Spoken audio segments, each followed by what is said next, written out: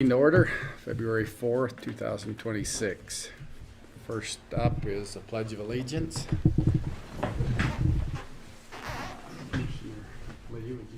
Yep. I pledge allegiance to the flag of the United States of America and to the republic for which it stands, one nation, under God, indivisible, with liberty and justice for all. I didn't notice our poor flag was out behind. We need that pulled out. We need to put it higher than Up front. All righty. Agenda good? Yes. Motion to set the agenda for February 4th. Second. 26. Okay. Got a motion to set the agenda for today. All in favor say aye. Aye. Any opposed? Motion carries. Jordon. Jordon Mathis, Director of the Bear River Health Department. Here to talk about some, and Trevor Cook, he's the Executive Director of the Bear River Mental Health, is here because we're here to talk to, as the local mental health and substance abuse authority, about a plan for behavioral health integration across our three counties. We presented this plan to Cache County and Box Elder County, and wanted to make sure that we had an opportunity to present it to you and have you ask questions, because ultimately we need the three counties as the authorities on this issue to be on the same page. I had AI create me what I call a Baron Horn. We're unique. We're unique in the state of Utah in the way that we've addressed behavioral health across our three counties. And kind of a unique creature in the fact that we've siloed mental health, we've siloed substance use, and as a result, they've kind of developed into different they haven't been together, and so the process for how we fund those things and utilize those resources in our community haven't been optimized, is what I would say. So as you know, we went through a huge process of getting you all to approve an interlocal agreement that created a united local health department. And so we put the responsibility, the authority for the local health department, the local substance abuse authority, and the local mental health authority under that interlocal agreement and put it with the Bear River Health Department. And under that interlocal agreement was the understanding that we would continue to contract with Bear River Mental Health to provide mental health services and work towards integration. And we've been doing that. The partnership with Bear River Mental Health has never been, at least since I've been here, hasn't been as strong as it is right now.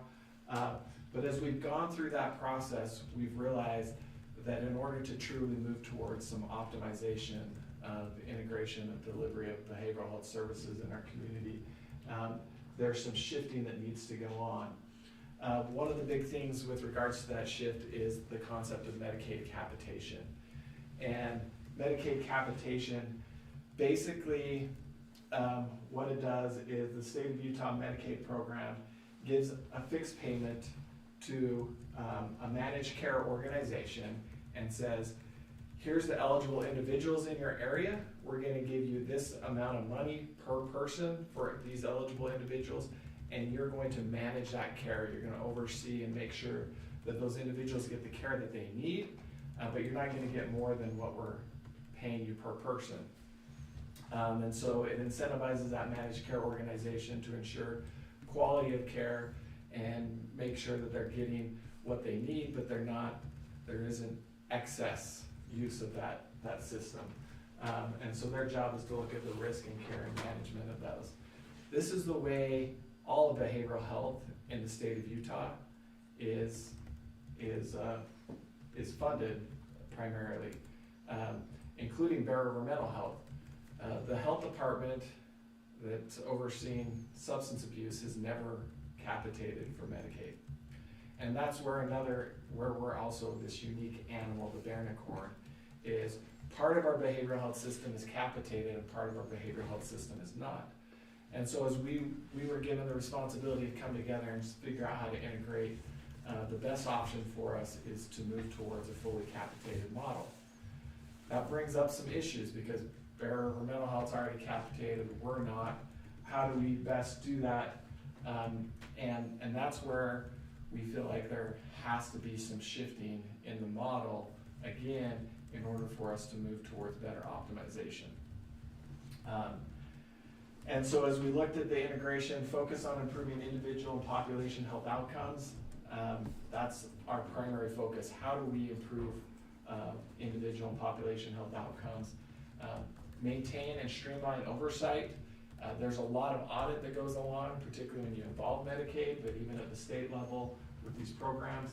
How do we streamline some of that, maximize our funding, staffing, and other resources to reduce or eliminate duplication, particularly where we kind of had these siloed things. How do we look at how do we reduce that duplication? And then integrate our mental health and substance abuse services, particularly for individuals that have a dual diagnosis, and we do experience this quite a bit. Individuals that may be using substances to help treat their mental health, or individuals that may be experiencing mental health issues because they're high on substances. And then increasing our coordination of care with our partners. So other individuals who are providing it, how do we increase that?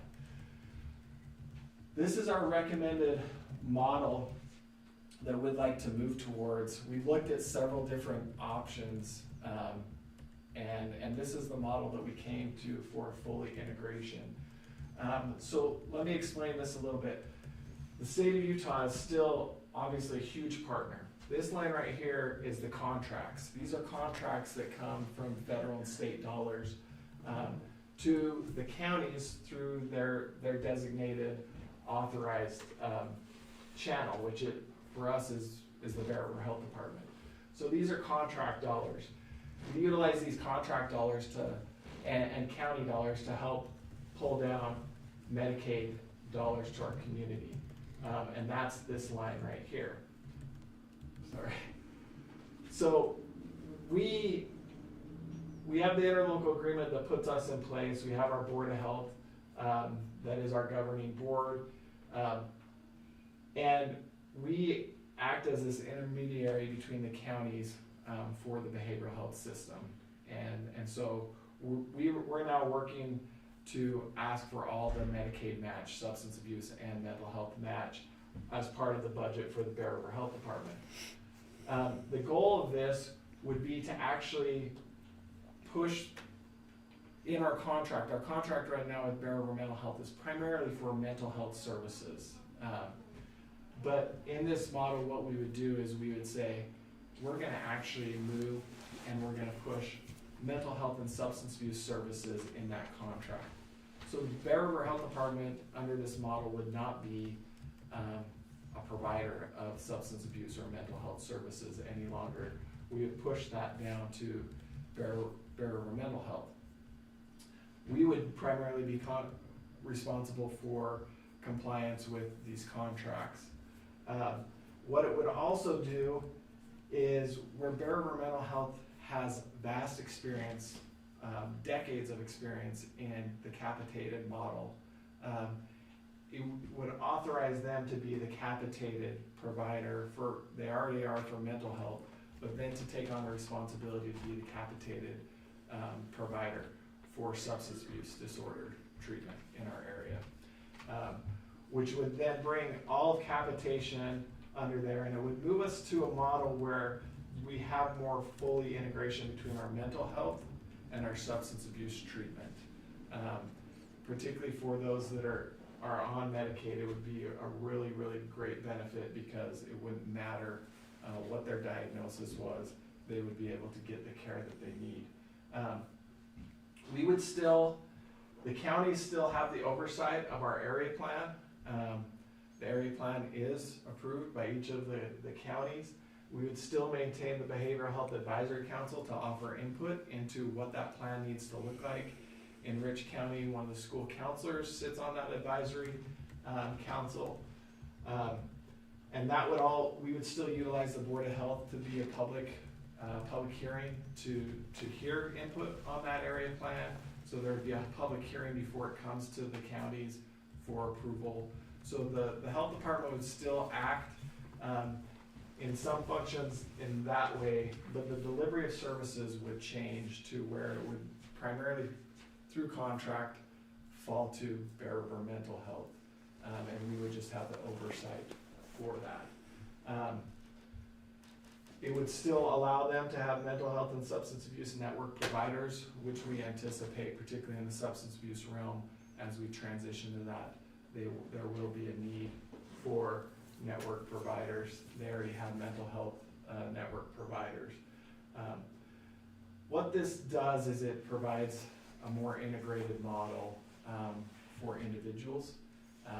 It also provides, when we look at justice involved individuals, if an individual ends up in court because of substance use or a mental health related issue, now the challenge is, where are we sending them? Are we sending them to Bear River Health Department? Are we sending them to the Bear River Mental Health? In reality, with this, they're gonna have one primary contact with the court that's going to help them get to the care that they need, regardless of what brought them to the court. And hopefully get them into services that can support them.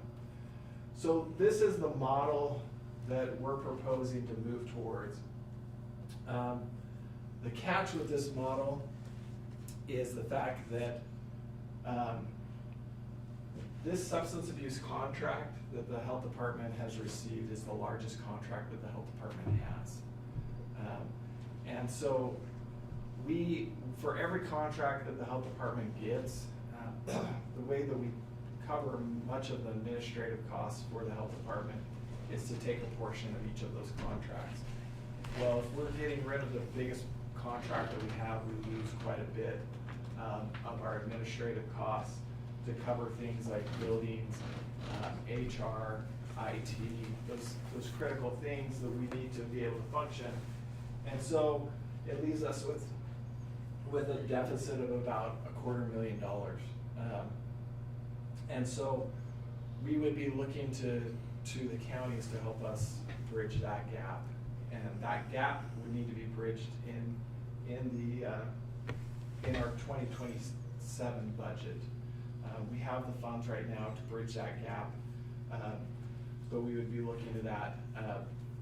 As we looked at it and put it through our formula based off of population, Rich County's portion of that would be about $4,000 increase annually from 2027 on. But we do feel like the benefit to the public in moving towards an integrated model is really important. The other benefit that it provides to the counties is through a managed care model.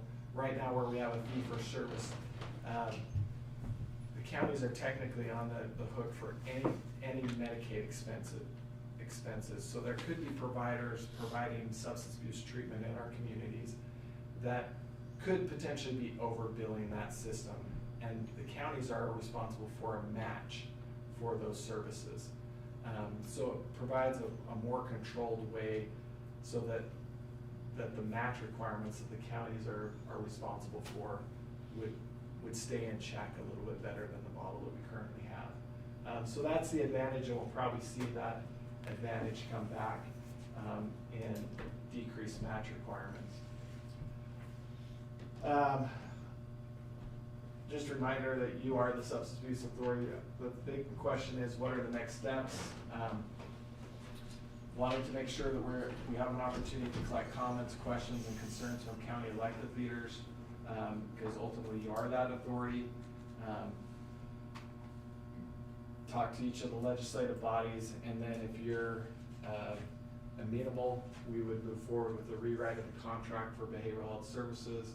We would rewrite the interlocal agreement to match that and get you all to approve it all this has to be done between now and July 1st. So we're on a pretty quick turnaround. We are actively working through this, and not to, the other two counties have already approved for us to move in this direction. That was my question. Where they're the money in the back, and so. Yep. So we would be looking for approval from you as the last authority to move in this direction, if that's what you choose to do. And Trevor and I are here to answer any questions that you have. So how does this convert you to both, because the health department's not capitated, right? Yeah. So how does this plan switch you to both capitated, just by filtering all those things through Bear River Mental Health? Yeah, so we're actually in the process of working with Medicaid. Okay. And Medicaid's really driving the timeline because they want us to do the switch over from a fee-for-service model in substance abuse to a capitated model at their fiscal year, which is July 1. Okay. And so we've been meeting with them twice a month or once a month between now and July to make sure we're doing everything that we need to do that. The one thing that I forgot, the reason it was our conversations with Medicaid that really pushed us in this direction. If I took on capitation at the health department for substance abuse, I was duplicating roles that Trevor already has. We weren't optimizing economies of scale. By moving it over, I was going to have to hire individuals to oversee the Medicaid capitation portion for substance abuse. In all reality, by pushing it towards Trevor and his team, they are going to be able to absorb that through their economies of scale and their expertise. I was going to have to hire expertise to be able to accomplish it at the health department side. Does that make sense? And that's really what tipped the scales. If we're trying to maximize resources in our community, how do we do that? So trying to decrease the duplication of effort, it made sense to utilize them. So I have one more question, Yeah. and it's probably not related, but how does it work if, like, demand spikes? Do you just go until you run out of money? Or do we take the increased costs and just move it to the next year? How does that work? Yeah, and maybe you can jump up. In a system like this, who would be responsible if there was a big spike? It's an at-risk contract, so the local individual or mental health would be on the hook for if it went above what they anticipated. So they look at eligibles, they do rates, they base it off of past years, and so really these year services will dictate what we get paid for in a couple of years. And so Bear River Mental Health is on the hook for the spike. Okay. Yeah. And so And then we would try to go back and negotiate the next year with Medicaid to say that didn't cover the cost. Can we negotiate it? But Now you're sounding like insurance. well, Medicaid is an insurance Yeah. essentially, and Right. and some centers have done that. Weber Human Services, Weber County, Morgan County, they asked Medicaid. Medicaid came back with a $1.4 million. It's less than what they requested, so there is risk to the organization who's doing it. We have a pretty strong balance sheet. Bill's been on our board, or has been on our board for years and years and years. And so you kind of try to keep a balance sheet so if that does happen, you continue the services you provide until the next year when you renegotiate with Medicaid. Okay. And that $250K is to the health department for you guys to administer to Bear River Mental Health? Or is it to So the way I explain it is we've been subsidizing the cost for public health by having substance abuse. We're that bare unicorn. No other health department has substance abuse, so we've been subsidizing the administrative costs. We haven't been passing that administrative cost on to the counties because we've been able to absorb some of it through this massive contract. That makes sense. But through moving all the contracts and the responsibility for it, we cannot ethically bill that contract anymore for administration costs.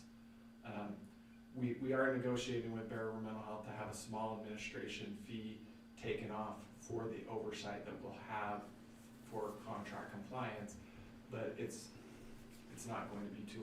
It's going to be quite a bit less. Well, our bang for our buck is super high, so I mean, I don't think you're gonna have any Yeah. complaints. I just wanted to understand better. Yeah. So. You guys have any more questions? It's nice to shirt tell with Cash and Box Elder Yeah. on this deal, on things like this. Well, it gives such a comprehensive, you know, that's the thing with that. I mean, the services are there, you know, there's a full range of services, and, you know, we couldn't do it, you know, as an individual county, so, you know, it's a real benefit to us more than them, but thank goodness, you know, we have that opportunity, so I'm very comfortable with the direction we're moving. I mean, it will increase our cost of the health department, but for what we're getting, and we have good services from Bear River Mental Health, and always have had, and with our substance abuse as well. But this gives more of a comprehensive, so it's a one-stop situation where if they got mental health issues, if they've got substance abuse issues, they may be co-occurring disorders, you know, it's just a benefit for It's always been confusing. our citizens. Yeah, I thought they were the same thing before I was elected, the health department and Bear River Mental Health. So I would make a motion that we approve the plan that's been presented to us today by the health department. Second. Okay.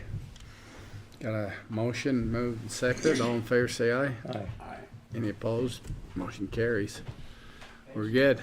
Appreciate it. We'll be back with the interlocal agreement sometime. Okay. July. Okay. We appreciate all you do, and like I say, we appreciate Box Elder and Cash letting us shirt tell on, and because it's a lot of service for our buck. So Yeah. And here it's a little bit easier because we've always shared equipment in this county. So. yeah. All righty. Thank you. I don't see Bridger. So we're gonna call him. Okay.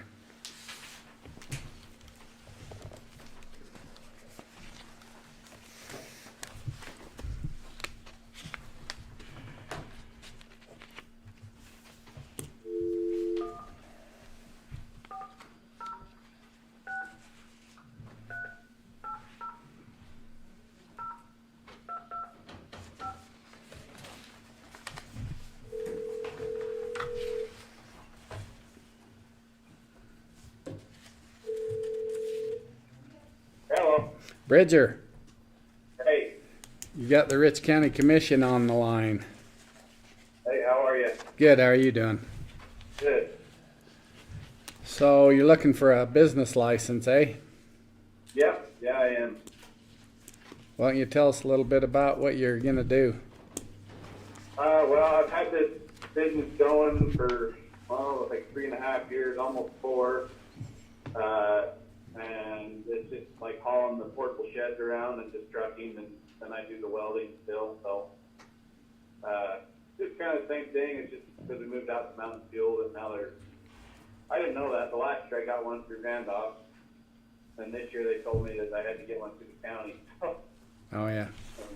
Back out with you guys. So, yeah, just trucking, and yeah, that's about it. I mean, pretty simple, I guess. So you're doing it out of your home? Yeah, technically, I guess that's where like the home base is, and I just park my truck there, and yeah, I mean, I leave. I mean, when I go, I leave. Yeah. Okay. Any questions? I don't think I have any. I would make a motion that we approve Knuteson Trucking and Welding for a business license for his current business that he's been providing, and it would be a $50 fee on the license. So. Second. Okay, moving seconded that, yeah, we approve the business license for Bridger. All in favor, say aye. Aye. Any opposed? Motion carries, Bridger. All right, perfect. You can bring a check in to Anneliesa or So when I applied, I filled out a deal and I already paid the business. I gave $50 already. oh, good. So it should be all Well, bring some more in if you need to. okay. Thanks, Bridger. Yep, thank you guys. Yep. Yep. See ya. Reganne, come on up. I'm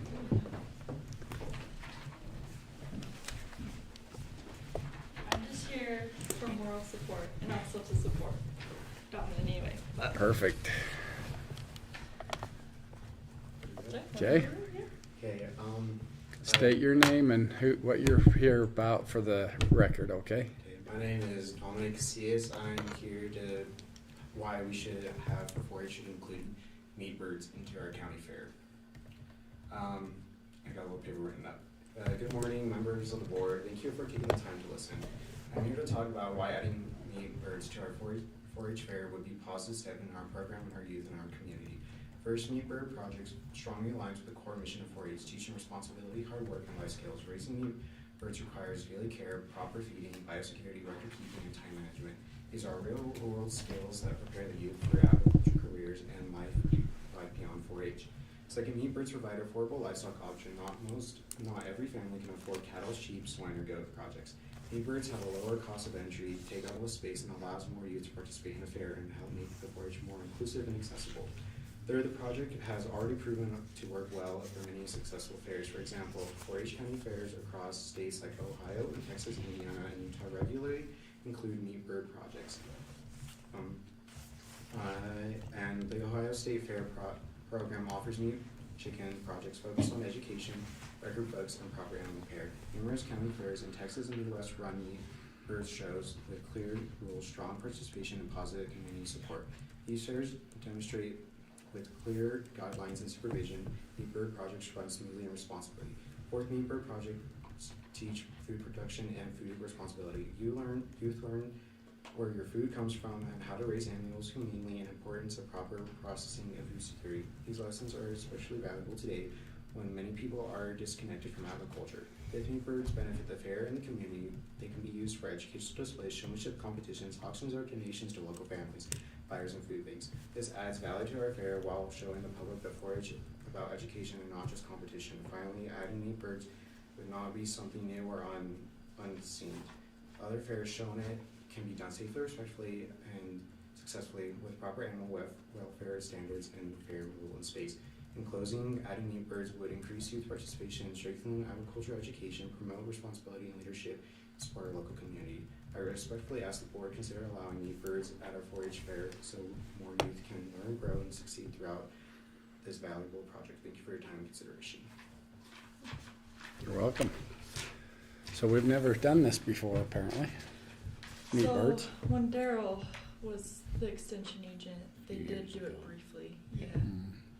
So is the focus mostly on chickens, or will it be other birds as well? You have your Cornish cross, you have your turkeys. Those are your main ideas for your meat production. We're trying to tailor and focus that and help other families who don't have the space or the money for larger projects. So does that include chickens as well? Yeah. Yeah, so I think we'll still have like our fancy breeds and downtown, like your show flock, your egg producing chickens, and then the meat birds too, and can like together. Okay. So are you wanting to just show the meat birds or would you sell them? The goal is to be able to sell them like your other livestock, which has been done at other county fairs. So you'd bring them right out in the ring and sell them? And they sell them in a pen of 3. Oh. So you'll sell 3.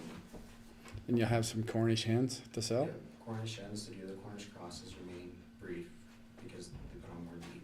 So Interesting. And I think probably what we'd need from you is just space. So Dawn, maybe if you can tell the commissioners our current situation with space, and then we can brainstorm some ideas. So our current situation is our livestock barn is full. We don't have the room or area to house the poultry properly and safely. If we can, because it's a test year, we have had interest in people talk about wanting to do it. If we can have extended canopy for the first year out with extra space with panels around in order to provide that safe, secure space. So if you have a runaway steer or hog, or you have a goat or lamb, get out, they don't mess with the poultry, and test out and another convene and talk about possibly adding an extension onto number 2 if it gets to that point. And I think a large concern that was brought up in our meeting the other night is with your meat chickens, they're more prone to heat stress. And Oh, so are they? being able to have the facilities that if they were to do the meat chickens, to have the right facilities so they aren't stressed, as well as the other chickens too. Sometimes during the fair they get hot in the current situation that we have. Okay. Yeah, so you talked about like a lower barrier of entry. What does it cost? Do you have any like idea of what it would cost somebody who doesn't know anything about it, but they want to go out and they want to join 4-H now that they can get in for a less amount? It would usually, if you would probably have to get 6 Cornish to start out with, because you have to have extras just in case, and that's probably going to be like chicks from like $4 a piece. So it's going to be whatever that cost comes down to, and depending on feed, I'd say by entering in, you're probably maybe around $100.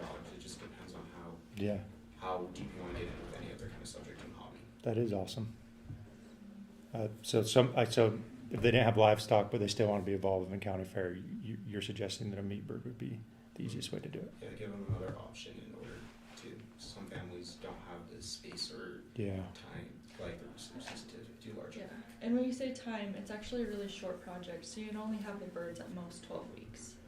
Mm. Yeah. So, and you said they're susceptible to heat. Mm-hmm. Would fans be fine, or are you gonna have to do more? Would you have to do more? If we have enough For air cooling. circulation, they should be fine. So we need just the fans. Which you do in Yeah, sheds anyway. Yeah. But there's no room in the sheds. Right. Yeah. You But just yeah. would need a tent and maybe more fans. Mhm. Okay. So would you guys be open to funding, like if we were to rent a tent to help with this growing program? I you be would, okay? Yes, I 100% would be. Okay. Do you have any other questions or concerns to talk to the commissioners? I don't think so. That's pretty much it. You got any questions?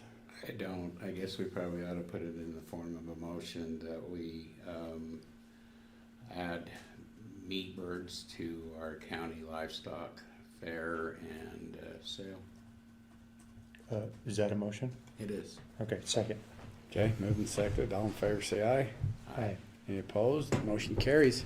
Looks like you're set. Thank you. Good. Thanks for coming in. That was awesome. Nice to meet you. Nice to meet you guys. Good luck. Thank you.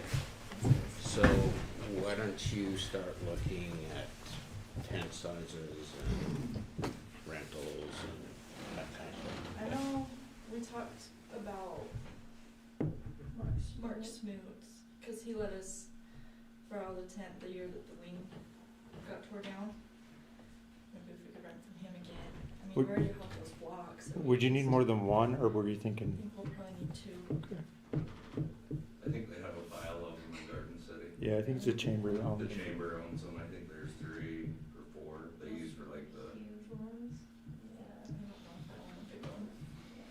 We'll talk about size. Just find one that fits, and we'll make it work. Okay, thank you. Okay, Sean. And Dirk. Good morning, Commissioners. Morning. How are you? Dirk, friends. Start this way. Yep. Hi there. Nice to meet you. How you doing? Nice to meet you. You're Dirk? Dirk. Okay. Dirk Anderson. I'm here to basically just introduce Dirk and his bona fides, since he's humble enough, he probably wouldn't do it himself, and to let you know about a program that he serves our smaller communities within the Bragg region for. Sean Milne, Bear River Association of Governments, Director of Community and Economic Development and Intergovernmental Affairs, and I'm joined by Dirk Anderson, Community Advisor, working under Sean at Bragg. And I'll let him explain his program. Again, Dirk comes to us from Cache County most recently as the executive director, or excuse me, the deputy executive of Cache County, having worked for Executive David Zook before being hired on at Bragg in his current role. Prior to that, was a budget officer for state of Utah, California, Alaska. So he comes to us with some great skills and experience to offer our small communities. The Community Advisor Program, just as a real quick primer, and again invite Dirk to go into more detail about it and what we're here to speak to today, was conjured up by the Utah League of Cities and Towns at the request of a lot of its members for the preceding few years. And so Cameron Deal, the president of, or CEO, whatever his official title is at the league, conjured up how to create a program that could help small towns and cities contend with the unfunded mandates that sometimes can come their way. Sometimes. And these municipalities oftentimes either have part-time staff or no staff. Sometimes the cities, mayors, and councils don't get paid. Sometimes the councils act like a working board and a little bit more than just a governing board that meets periodically. You guys probably know the drill. They'll get, in a backhoe and clean out a ditch, and they're not just some part-time, town councilman. And so Cameron was able to successfully get some legislative support for an appropriation to create what was at the time called the Local Administrative Advisor, LAA. It's been rebranded last year as the program has morphed to be a little less centric around just the league, but also the Governor's Office of Planning and Budgets, GOPB. So the goal again is each AOG has community advisors housed within it based upon population and the contract that the state has, because different AOGs cover more population or more land mass and more small communities that fit the bill. And Dirk is our full-time guy at Bragg that serves that role. We also have another gentleman by the name of Russ Price who serves in that role part-time, about 10 to 15 hours a week. So with that, I turn the time over to Dirk to let you know a little bit more about the program, answer any questions you might have, and about today's agenda item. Excellent. Thanks, Sean. Dirk Anderson, Community Advisor at Bragg, for the record. Thank you.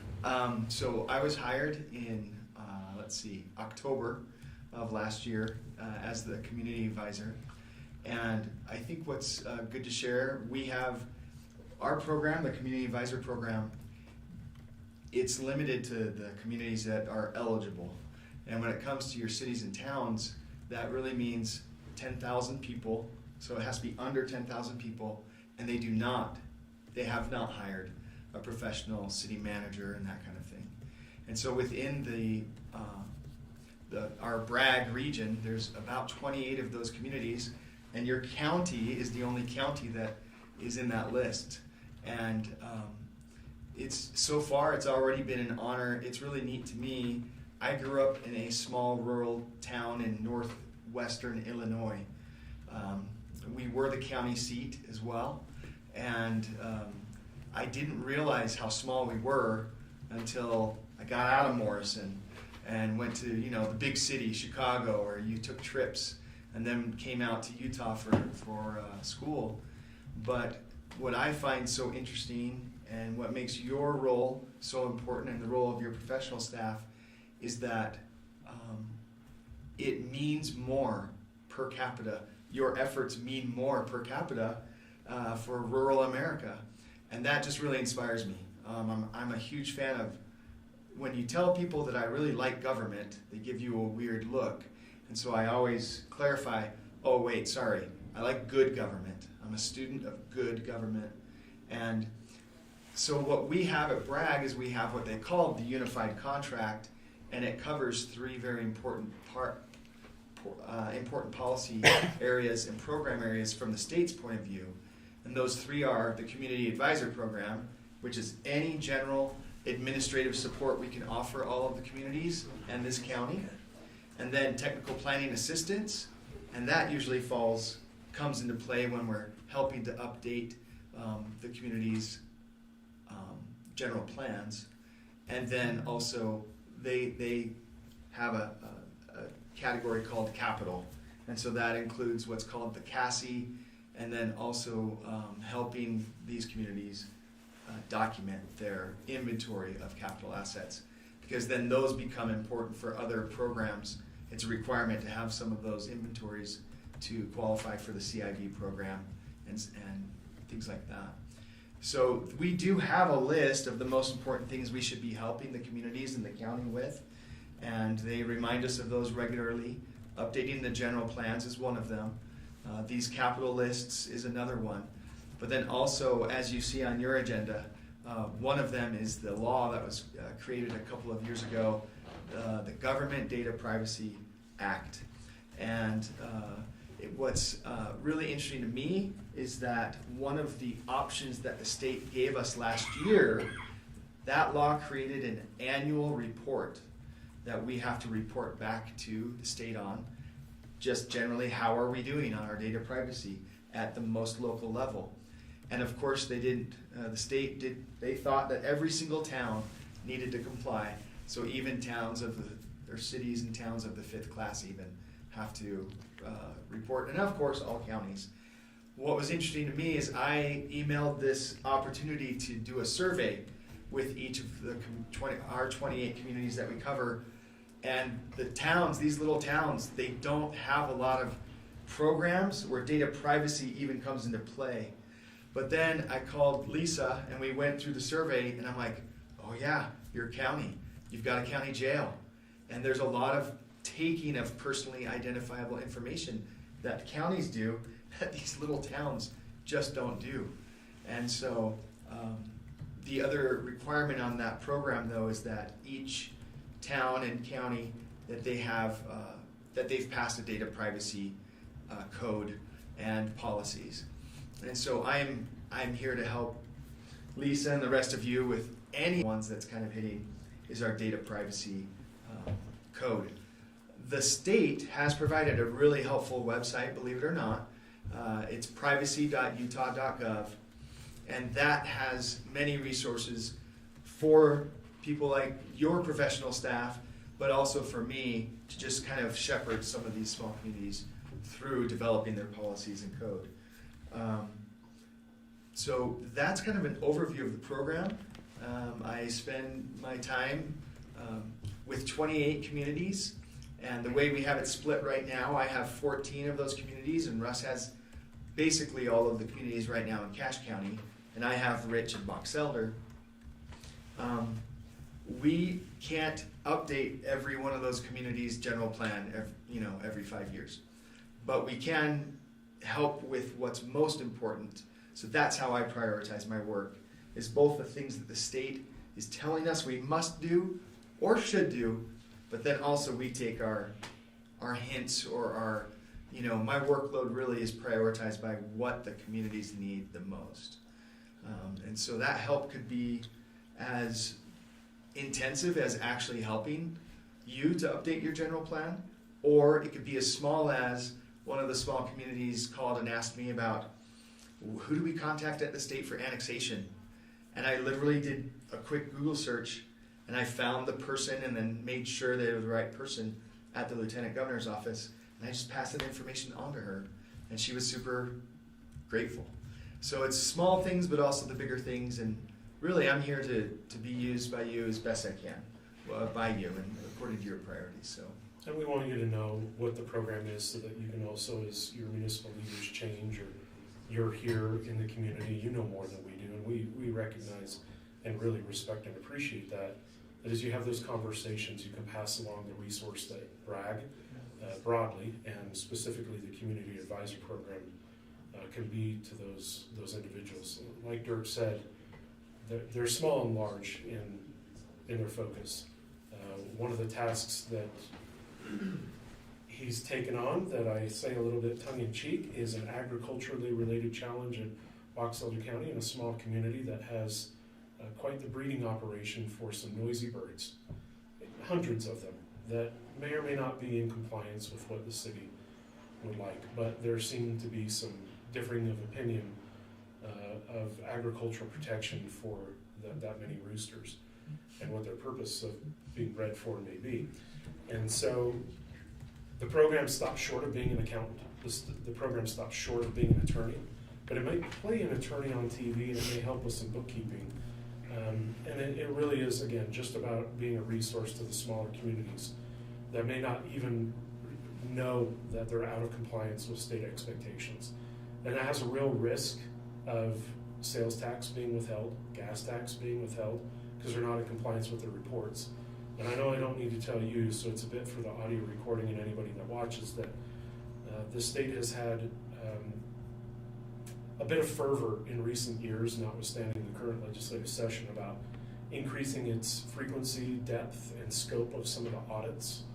And we're not here to be punitive, we're not here to be the state's agent, although the money certainly would imply that that's kind of a function that we are. But it can even be helping with the .gov transition to make sure that the email addresses that are being used for official government business are in compliance with good digital security needs. So with that, is there a specific request? Or? So tell me a little more about, so is there a code that the county needs to adopt? Yes. I'm going to excuse myself, Commissioners, for a call with the city. You bet. And so when you talk about codes and policies, go into a little bit of depth about what that would entail. You bet. The data privacy requirements that are in the bill handle a few different directions. One is your citizens need to understand that when and if any of these communities, let's say, have a payment that they might make through a third party or on their website, there need to be certain statements that say your information, at the bottom of that page. The other part is just making sure that all of these local communities actually do know some basic best practices. And you wouldn't put those necessarily in your policies, but I'm just sharing this in relation to your question to say they offer a template, and then between me, you, and Lisa and others, we can kind of craft it to meet your needs and fulfill their requirements kind of at the same time. I definitely am one when it comes to government, I believe that simple is best and smallest is best. I definitely wouldn't want to ask you guys to think of a code that will overcomplicate what you're already doing, but we will have to meet some of the most basic requirements of data privacy. And so, honestly, it also includes some training that your professional staff that have interaction with personally identifiable information that they can take every year or whenever the bill requires us to take it. And it even boils down to something, no joke, as simple, my job anyway, of with all 28 of these counties, just asking the question, hey, have your staff taken the training? And then we can document it and we can send it to the state to basically kind of say, hey, we fulfilled your requirements. No need to get on our backs over here, But that's, with this data privacy program, I'm definitely your guy that can help you get the template to your staff, and I can even walk you through it at another time. Or Lisa probably will know enough about it, hopefully, that it's simple enough. But I'm here to help you and provide that additional support that you wouldn't otherwise have. So is the training, is it like an online training that they can take and then put it off like a certificate or something? It's even more simple than that. It's literally a YouTube video to watch and then to think of certain things. Mm-hmm. They do have, and I imagine that this subject will come up at places and hopefully have resources available at things like the annual and semi-annual UAC conferences. And for the cities and towns, of course, the league's meetings. But the resources are there, and even though it's a big requirement, it feels like a big requirement, I'm hoping that I also can minimize the work for the locals to make sure that we all aren't doing too much work, but that we're still fulfilling the requirements. So I didn't really bring a copy of the code, but that's something that I can get pretty easily as far as a template. If Lisa doesn't already have it, that website has a good example. And we also you wouldn't be the first county to actually pass a county data privacy code and policies. We could even steal from the first, so to say. We could look at what they've done and see how it's working for them, and then pass similar code. So is this something every office would need, or just the offices that take in personal information? It's something that you actually do develop and adopt at the highest level for the whole county. But then the practices that I keep mentioning Lisa because she's probably one of the ones that's closest to the knowledge, but you want to have probably someone like her that knows if anybody, how to document what have we done as a whole county. She would know, and then the knowledge and any of the requirements for the training would trickle down just to those who are considered interacting with that personally identifiable information. Okay. I know that can be hard sometimes when it comes to the sheriff's office. They seem to, and most of my experiences with cash, but I just think of trying to get all of the cash deputies to have to take a training. That alone, even if it's a video, might take months to fully comply on. And but it is, in my opinion, it's good training to understand and know. Sometimes I do feel that the state comes in and kind of overly prescribes what every single employee might have to do, and I don't think and certainly sometimes they're trying to do a little bit of covering their backsides on saying, the state even saying, well, we told all the communities they had to put this disclaimer out. We've done our job. And then even for the communities to say, we've put the disclaimers out there. You can't say we didn't tell you that how we were going to use your information. So there is some of that too, the legal covering your backside, and that's one of the reasons on this particular program that it would be wise to engage in that process of figuring out the right codes and policies. So when you say we have to submit reports, what's the reports about? Well, for instance, this year when I emailed all of the communities, including your clerk, they allowed us to just take a survey, and we went through the survey together over the phone, and then I typed it up into the document, and it's a document that I haven't forwarded yet to Lisa because I didn't quite put the finishing touches on it, but that will be a document that in case they have not, by the way, really stated how they're going to quote unquote audit whether we've done these things or not at the very local level. But that's as simple as it gets, that we spoke, we went through the exercise of doing the survey, and then we can say we've done our reporting for the year. So, which you're one of the small fraction that did actually get it done. So that's a good thing. That's We like to be on top. Yeah. And I know that I feel that sometimes when we community advisors get some of the feeling sometimes that we get from GOPB and the league sometimes feels like they want us to just be the sheriff of their requirements. But so far, well, as you guys get to know me, you'll know that's just not my nature to do that. And I'm going to help us find the best but easiest road to fulfilling their requirements, but still legitimate. And so, so far, the way that I've served the communities in this 4 or 5 months has really been one where they actually did have questions. The clerks and recorders in these small towns, they just didn't know how to handle a thing, or even one of the mayors with our rooster operation over across the mountain. He just wanted some advice. So I was able to call some of the state offices, property rights ombudsman, and things like that to get further insight. So, but specifically on this agenda item, this is something that I'll be working with all of the communities to make sure that we can check them off by the end of this year.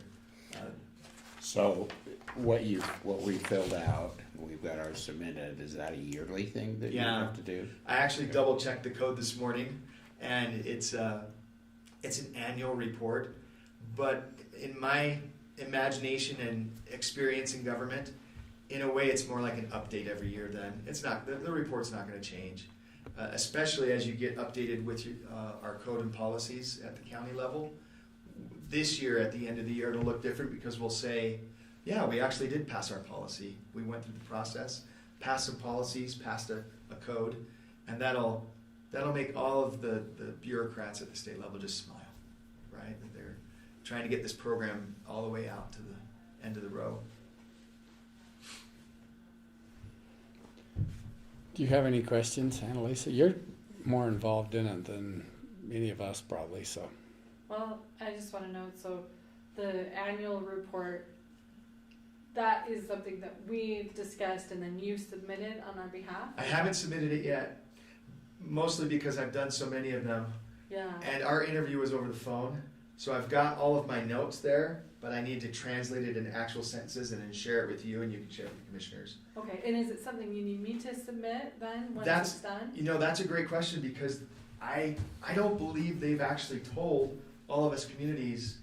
They've said, yes, you can do this report as part of your annual fulfilling the requirements. Yeah. But I don't even know who we would send them to at the state. Mm. So that's a So question we it's can not ask. even quite there Yeah, yet. Okay. yeah, they're not even following up yet, is kind of what I'm saying. They've done our best to tell us what to do at a pretty high level, but not the end of what to do, which is turn it into this person by this date Yeah. in an That's, email. that's what I was in a- going to ask. When, who, and how. Yeah. Yeah, so I'd be actually happy to come back in a few months. And what's the easiest next step for me is to finalize the survey tool and the record that we went through that discussion. That's easy. That can be done in the next week or two. And then in case anyone starts asking, we'll say, we've got it right here. And then we can work on your code and policies as well. But I'll get everything she needs to help inform and support you. Okay. Yeah. Thank you, and appreciate you taking the time to help us. Oh, absolutely. I really do. People make fun of government with the phrase, I'm with the government, I'm here to help. Ronald Reagan's famous comment. But what the interesting thing to me is, you'll see a sales job and it says B2B. It's business to business. And in a lot of ways, I really am with the government, but I'm here to help a government be the very best they can be. And so that's really my intention and really kind of who I am. So it really does bring me a lot of joy to do this. And it's kind of interesting to hear somebody say that, you know. But it's just kind of the unique who I am and personality. So I've got my card. Again, we've made them, so I might as well hand them out, right? Sure, thanks. And I just really appreciate all of you and what you're doing. It's not an easy job. Yeah. So Sure, thank you. keep going. Thank you. Yeah, nice to meet you. Thanks. Yeah. for being here. Yep. Giving us an Hey, Derek, update. you have 15 more minutes for this next. Oh, we're agenda staying. item. We're staying all day. Oh, perfect. Yeah. Yeah. Maybe you can save the county some money with the WUI code ordinance. Well, I'll tell you what. There's nothing that the communities and councils love to hear that I'm going to do something to help save money. Right? Perfect. Okay, thank you, Mitch, Travis.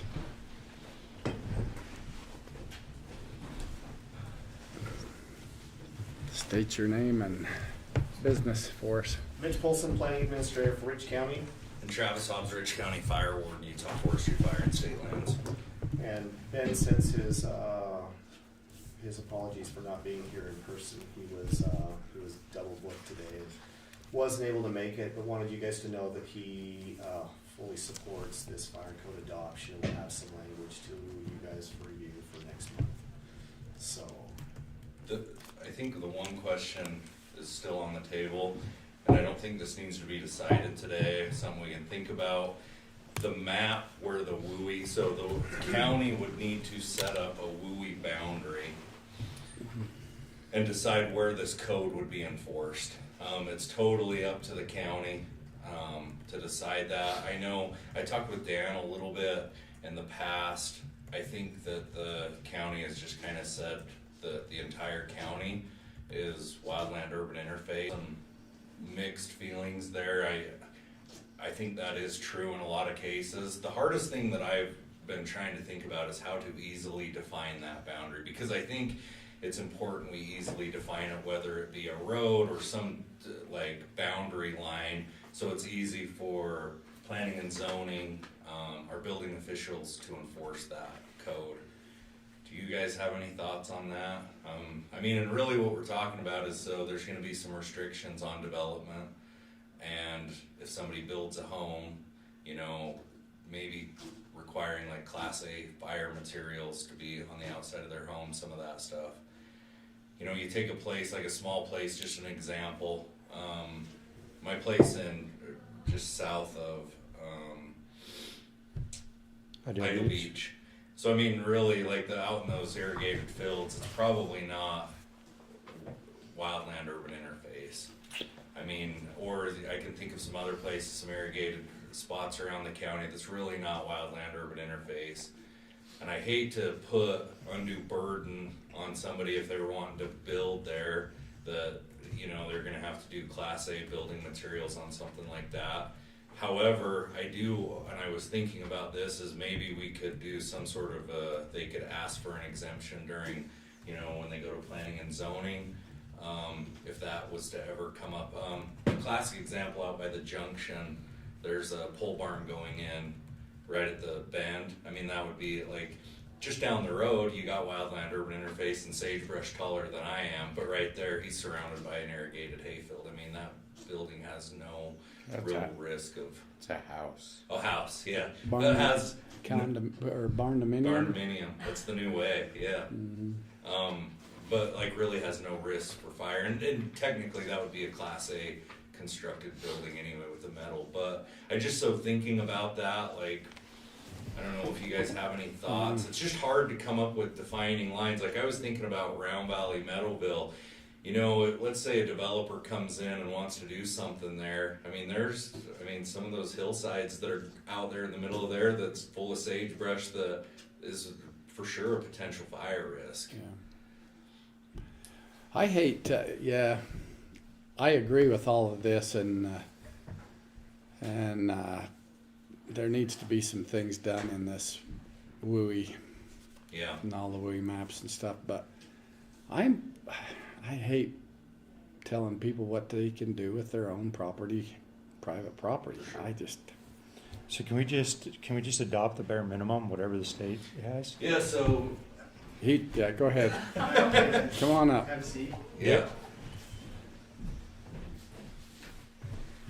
I didn't want to load on you guys all of the things that we have to do, but WUI is one of them, and we already, at least within BRAG, have developed a pretty simple code template that you can look at, and we can work with you on that as well. My understanding is that the state did finally put out their map, and that map is, you know, the least that we'd have to do. Yes, so that's the high risk area. Yes, the taxing, they will get that special assessment in that high risk area. The county's map would be more where they would enforce the new WUI code.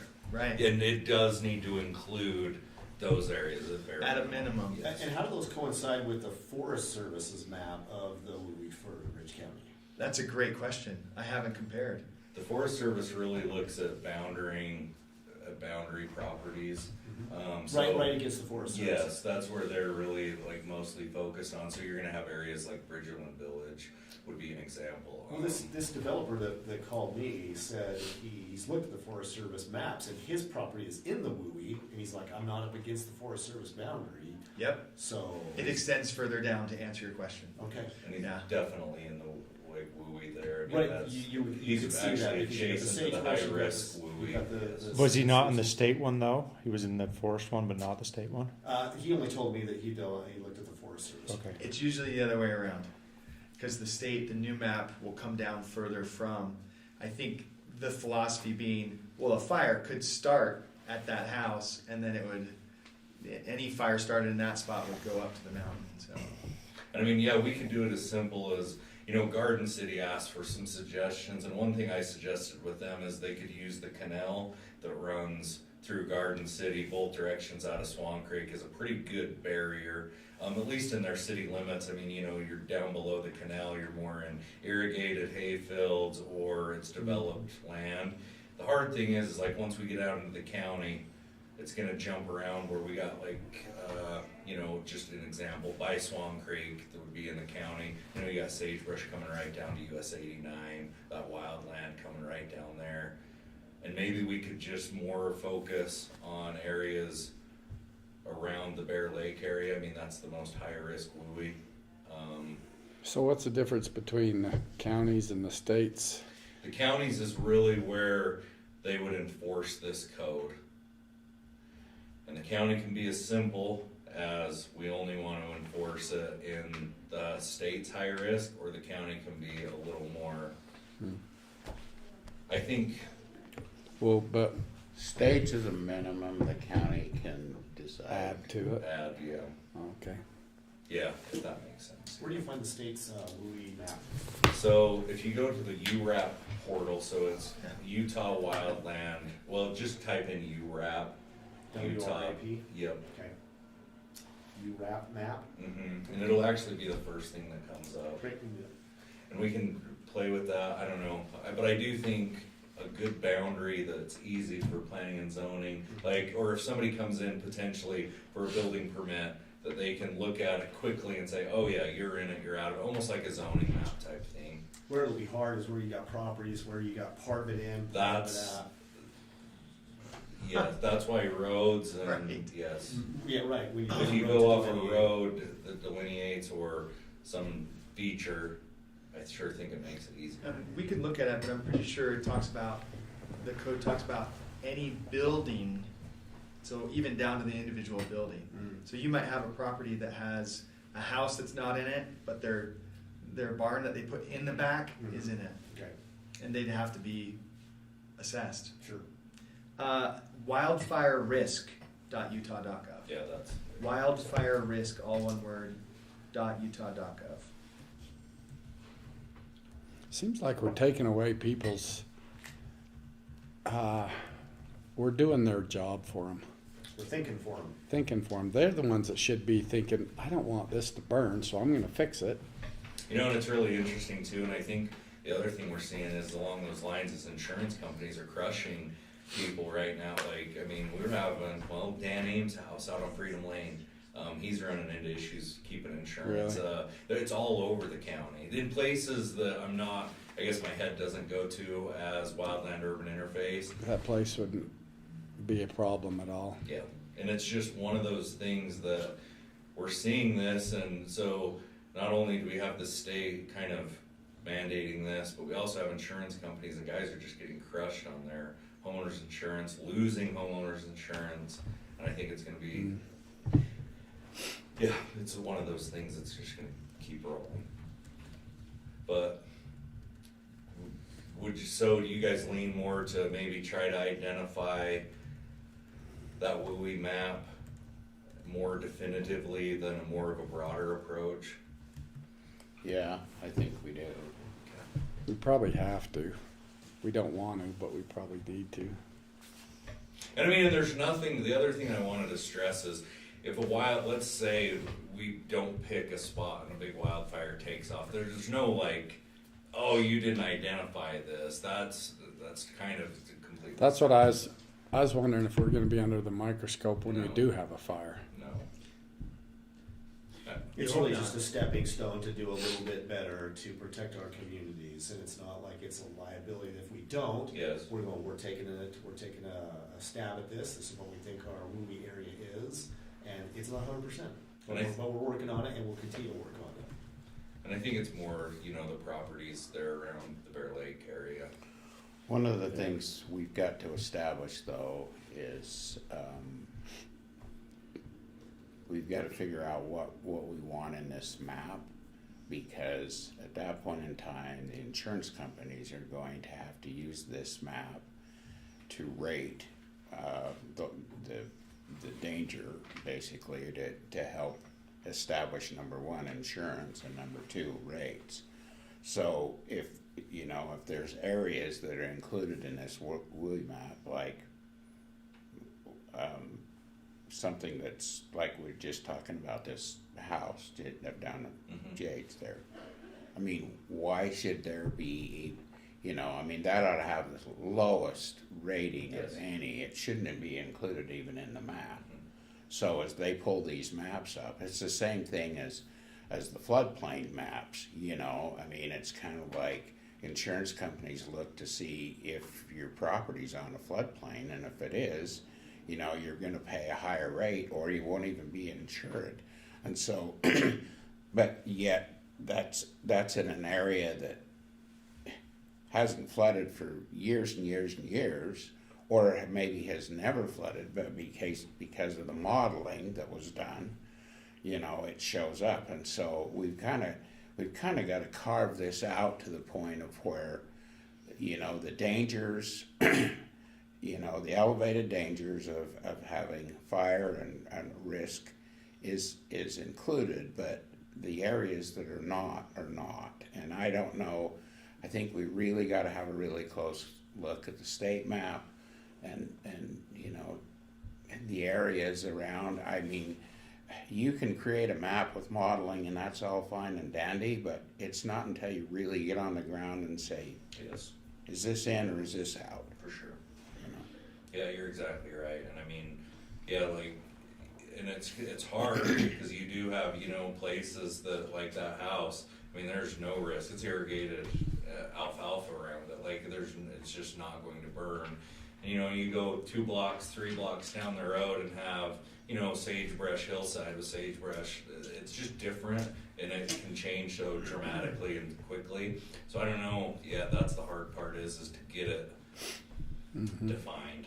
But we're looking particularly at where the maps are, and the majority of, you know, the map needs to identify where the dangers are, but really what we're identifying is the structures. Are they in danger because of the environment, or are they not? Because it's not a matter of a big area, it's a matter of where that structure fits within that big area, whether it's, you know, I mean, like you say, it, you know, half a mile down, the whole landscape changes, but there's no structures there per se. Exactly, yes. And I think too, thinking about future development, I think most of the future development that's like a subdivision that's going to come online is probably going to be in that Bear Lake Valley area, and that's when we have like the guy coming in wanting to do a subdivision. And is he thinking about best practices too, just for the future? Yeah. And that's where I think this WUI code would help us, because they would be, you know, thinking about best practices, making sure everything's up to snuff. It's going to take me a long time to get from moving away from the state minimum, just because adding hoops to what people do with their property, I have a hard time with that. Yeah. Not to say it can't be, you know, I can't arrive there, but for me, the state minimum is where I would start. But I know that you have a lot more experience than me, and so I'm not saying I'm going to meet you halfway. And I think just this isn't exactly, but the state's map identifies like the 90th percent, like the top 5% of the worst places that, like, if we have a fire here, we are going to for sure lose structures. Yeah. If you guys wanted, we could like buffer that down, you know, to like the top 25th percentile. I could bring a map in, or maybe even the 10th, 15th, or go with the worst, you know, and only really enforce. Yeah. Because we're not, like you said, there's no penalty that comes from it. We're just adding best practices, and I don't like that. Well, my comment was going to be, and I don't agree with always discussing the slippery slope thinking in these sorts of meetings, but in this case, I guess I am old enough to realize right now the WUI maps from the state are the areas that if you have a building or if those lots or parcels are in there, that lot owner is going to have to pay an additional part on their property tax. Right now, that's all that's going on. But I'm worried about future laws saying, hey, if now that we have these maps, what else can we do to enforce or support these programs? And I'm just saying the law could change to where it's doing more than just collecting an additional fee on their property tax. And so I do, not to quash at all what you're doing, because I actually didn't realize that the counties could adopt a map different than the state. Our template actually, and maybe it's because it's for the smaller towns that aren't covering a whole county, right? Where right now our template is just saying that they adopt the state's map. Yeah. So that's definitely something you Yeah, guys it's can do actually, different, you know? yeah, requirement in That you at House least- bill. Well, it makes it easy to look up for P and Z. You know, then just That's pull, the big thing. pull the map up and you're Yeah. you're in it or you're not. Yeah. And almost more important is exactly what you guys were just talking about, is your knowledge on the ground, way beyond what WUI is trying to do, and be more like, okay, we adopted this WUI map, but we probably need to Yeah. do something here. Like we and absolutely need to add this this. little, Yeah. because we need to watch it, and, you know, or the tourists have been going to that one spot more than normal, and if they set something off there, man, it's gonna go right through the gulch, you know, something like that. And the one thing the only bad thing about the state's map is it only identifies developed areas, so it's not, so for instance, like, if you were to develop off the backside of Sweetwater Hill, just throwing this out there, that doesn't show up in the high-risk WUI map, but the minute you developed it, would be in the high-risk WUI map, if that makes sense, because Yeah, who's to say they won't They're- update their map, right? yeah, well, it's only identifying places with current structures now. So looking at future development, they would immediately jump into that high risk if they developed in some of those areas. But I can toy around. Maybe what the best thing to do is bring a few options and let you guys just think about that. I think we're on the agenda next month with some of our state office personnel to go over implementation. Would that be probably the best thing? Yeah. Is maybe some options. We're gonna be relying on you. Yeah. So, Okay. I'll bring some options. I'll talk it over with Dusty too. We've been having some discussions. I just wanted to kind of get your guys' take on it and your feelings. you know more about it than we do, or, Yeah, so I was just looking at our map here and it's really hard to see on my phone, but I think there's just some areas that we need to really take a pretty hard look at, and either, you know, do they need to be included? Maybe. Is there areas that we do need to include, such as, you know, like you mentioned, the Garden City, you know, the canals that run through Garden City there, how do they play into the map as that development continues to move, you know, west? But there may be, you know, is the canal really the line, or does Yeah, it, you know, that's hard. Yeah. So I think, as I look at, you know, the map that's for Rich County, we really need to take a pretty hard look at that, and you know, one thing about it, Travis, you're very familiar with the area and our dangers, and so as you look at those areas, you know, we need to have some discussion about them. Okay. Perfect.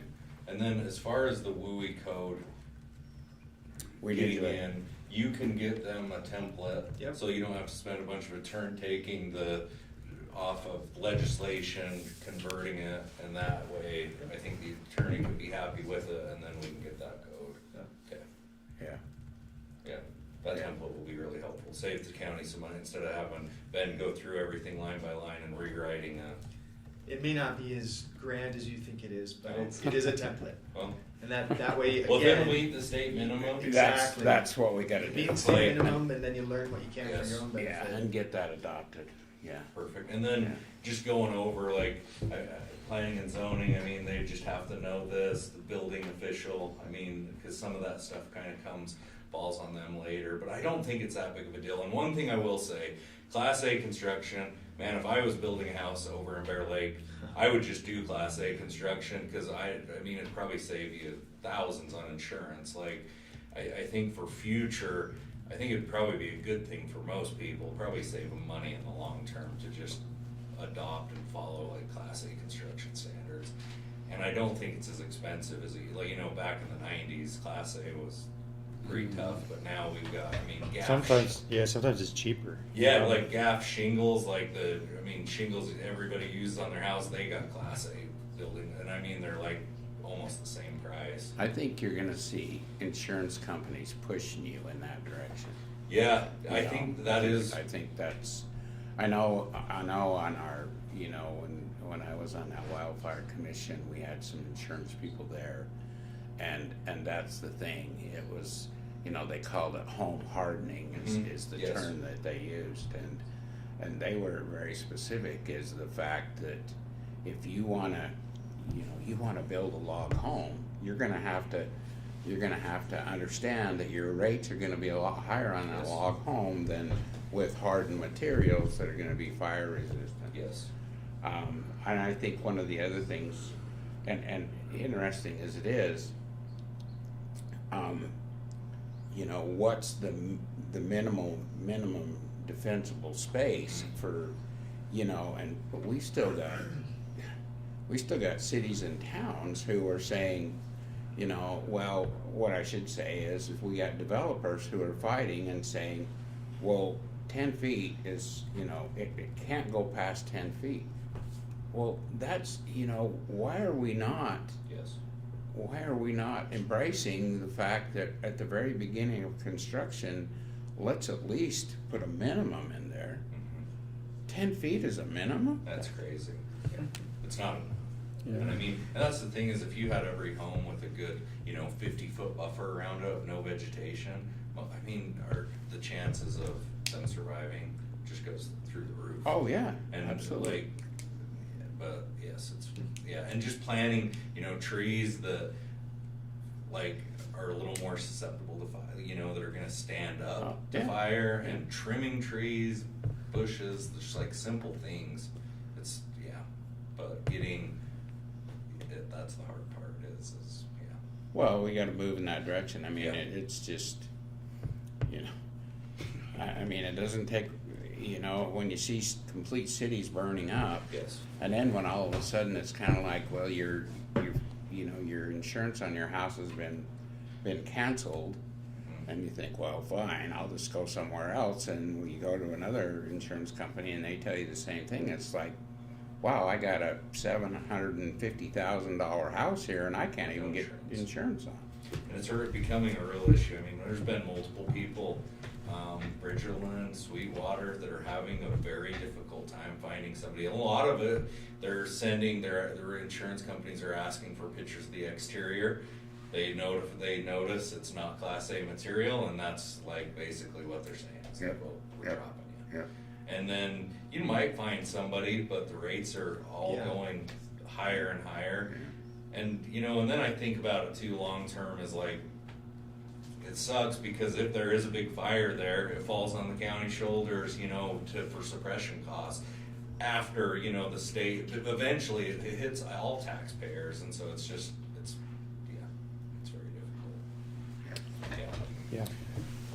Okay. So we'll see you guys, I think work on we those have maps. 2 hours next meeting, I'm Okay. sorry. It's okay. I hope it's not that long, but we'll, All right. Thanks for All coming. right. Thanks, Travis. Appreciate it. Thanks. You're sticking around, Mitch?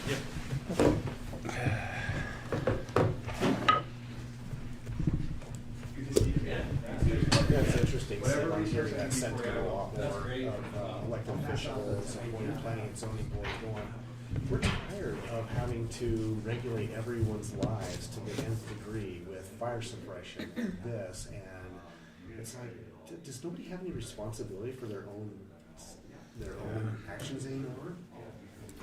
Your own building, your own They expect the government to do everything, but that's the reality. But then when the government does it, then they're mad. Exactly. So- The public expects somebody else to be watching out for them at all times. Yeah. This one's hard because insurance companies won't insure people anymore. Right. Yeah. You know? This is becoming a reality. Yeah, it's money that's pushing it. Right. Okay. Okay. State your, Kim Wilson, Rich County Assessor. Kind of out in Rich County Recorder. Mitch Polson, Planning Administrator. Anneliesa Peart, Rich County Clerk Auditor. And Addison is our attorney, so, He did say he wasn't gonna be able to make it. yep. Okay, So we have an issue with PIDs. why? I don't get it. What's the problem? Oh my word. And Garden City keeps having, we have to have at least one of everything. Which we don't need. I tried to advise them, because I didn't know anything about them. And Ken Hansen called me and said, what do you know about them? I said, I don't. And so I looked them up and we had some more discussion and tried to figure out exactly what they were creating. Can we baseline just identify what a PID is? Like, is there a Okay, way yeah, to go ahead. define this? I don't know what it is. Okay, so what it is basically it's creating infrastructure for the developer. And I think Public it's- infrastructure district. Yeah, they're designed to help the developer put in the infrastructure, like the roads, the water, the sewer, those kind of things. But instead of the developer eating the costs for that, or providing the costs and then getting them back in their development. when they sell the lots in their development, they have a higher. Now, this was my understanding that they have a higher fee, or something to that effect, for the people that are buying in that particular development. So if we had. So the infrastructure costs are not borne upfront by the developer, they're borne Exactly. by the taxpayer initially and paid back by the new. I think so. Something to that effect is my understanding. That's exactly what it is. So real quick though, do they get the money from like, they sell bonds? Do they sell bonds and then so they're just borrowing money from future purchases? Right. Got it. Something like that. Which my concern was, if I have a subdivision over here and a subdivision across the street, one's a PID and one's not, why would I be buying the PID? Why wouldn't I buy over So here? they Where have I, nicer roads and. well, so they say. But we also had the Shouldn't be. big thing with Shundahay, that the people that were buying into Shundahay were supposed to be, have this access to this fancy golf course too. And initially those lots were selling for $450,000 and $500,000. Then the bottom fell out, and there is no fancy golf course, and the lots are running way lower than what they were initially selling for. So if people have an additional fee they have to pay in this subdivision, and everything else being pretty much the same, why would they buy in this one and not this one? So it's almost like if we're going to do it for one, we need to do it for all. Well, I'm not saying that, because I'm just saying that I think there's some problems with PIDs. Okay. But- My comment on PIDs is, I think the more you develop, the more you're gonna see PIDs. And so we need to establish a procedure, some ground Ground rules because of we've how already we're got gonna one that was in 22, two in 2025? Yeah. Yes. That came through, and so we need to, Where?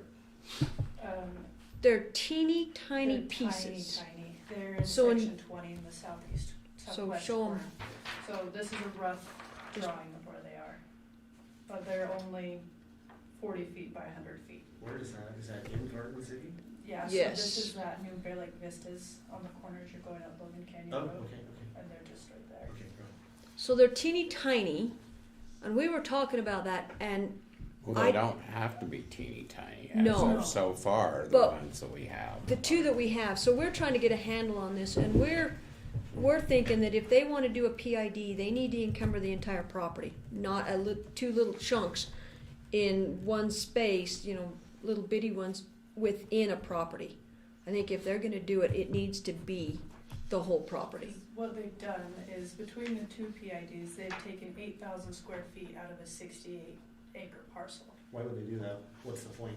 Good That question. seems That's a stupid. great question. Good and question. I don't know the We answer, don't but know, they wanted it recorded. But planning and zoning allowed them to do that in Garden City, and we're just saying that's I a thought they had- concern for Well, they were- us in the county. because you have to create a new district Yes. that encompasses each part of those little tiny pieces of parcels. And so on the back end, our concern is how are we going to differentiate those PIDs that are just little tiny pieces out of a bigger piece? Do we give it like a similar number to like the centrally assessed parcels, where it would be like a 60 parcel number?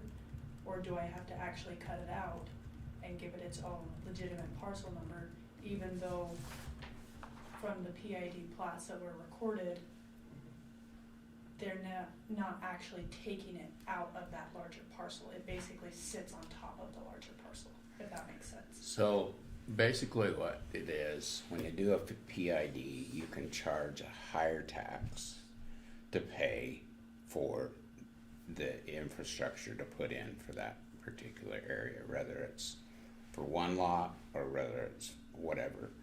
They're also state regulated that says what you can use a PID for and how much you can charge back to that. So I'm not sure that we can, I guess what we need to do, I'm not sure what we can actually do because they are state regulated. Well, we can, because I spent a long time on this, Bill, we can minimize what so they set a tax rate of 1.5%, but we can actually tighten that up if we want to and have them so they borrow less. Or we can allow them to borrow up to the maximum amount. We can set restrictions on what the PID money can be used for, like just roads and curbs. Is there a state statute that defines this? Yeah. Let me look it up and I'll send it to you. Is it an administrative code? Or is it in the statute? I think it's a state code. Let me see if I can find it. I always just assumed PIDs was big like a subdivision. Yes. Me too. That's kind of what we envisioned, but when we got these two, we thought we need to start right off the bat and either make it be like the whole thing, the whole parcel, without these little chunks, because how in the heck are we going to administer this? And if they start charging, if they charge their rate at a higher tax rate, then how are we going to differentiate that out? Well, it's a loophole for borrowing money. Exactly. They're issuing a bond on themselves over 40 years and then going and getting. Is there any wordage in the state deal about doing little single little lots? Because what I can see happening, usually once the developers get all their stuff done and then they start selling lots, they're gone. Mm-hmm. They're completely gone. And so for a developer to stay there for 30 years or 40 years, I can see that being a problem. And then the roads may go to crap. I mean, who knows what's going to happen down the road? And that's a problem I see with the PIDs itself. And so, there again, back to my scenario, if I have a choice to buy here, I'm buying over here where I don't have this other burden that I have to worry about. And then I can see these pieces sitting there not being sold, not even being able to sell them because of that. And I don't know if that would ever happen. Not only that, but maintaining the infrastructure on there at some point is going to fall back. Like to you were saying, it's to going the to fall homeowners. back on the homeowners or the county or the city. Like it's going to fall back on somebody else. On somebody. Because the developers just aren't going to be there that long. They don't. So are we seeing more of this in Garden City? Because It's only been in Garden City as of right now. developer approach me about So far, the only ones we have are in Garden. As a county, do we have to adopt some kind of provision or language saying that we accept PIDs, or because it's the state level, if a developer comes in and goes, I'm going to do this, we just have to roll with it? Well, that would be my guess. Yeah. I don't know, but I think there's some guidelines that we can set. Well, and that was what, when we spoke to our contact at the tax commission, they were saying different counties have different variations of how they accept PIDs. Right, and Garden City is best as well. And we can, like I said, the county can accept, make them be like the whole parcel. The whole parcel has to be the PID, and then some are going as small as these kind of little things. Some counties are. So there's a variety in how they're handling them, but I think each county has a little bit of leeway to you can kind of dictate what happens. Well, I think we were supposed to be, in every PID that's created, we're supposed to form it, and we set the board initially. I thought so, but then we got these two when they came out of Garden City, and the only discussion I've heard is from Garden City.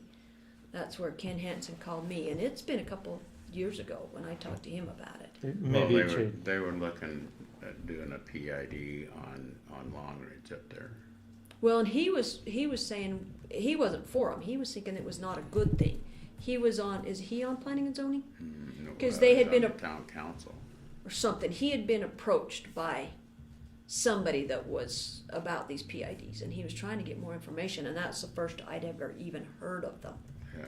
Because it really doesn't affect us other than trying to keep track so that they can charge their higher rate And like I said, these little teeny chunks inside of a larger piece, that's gonna get ugly real fast, I think. From, trying to break them out, split them out, are they on their own numbers, are they, These districts inside, and they're a piece of property within another piece of property, the money that's collected for those districts, can it be used in the greater good, or is it focused on We that don't know. little piece? That I don't know. So it's That's just lots and lots of county unanswered attorney would have been, questions. that's who I would have deferred those questions to, is the county attorney. Ben doesn't have any idea.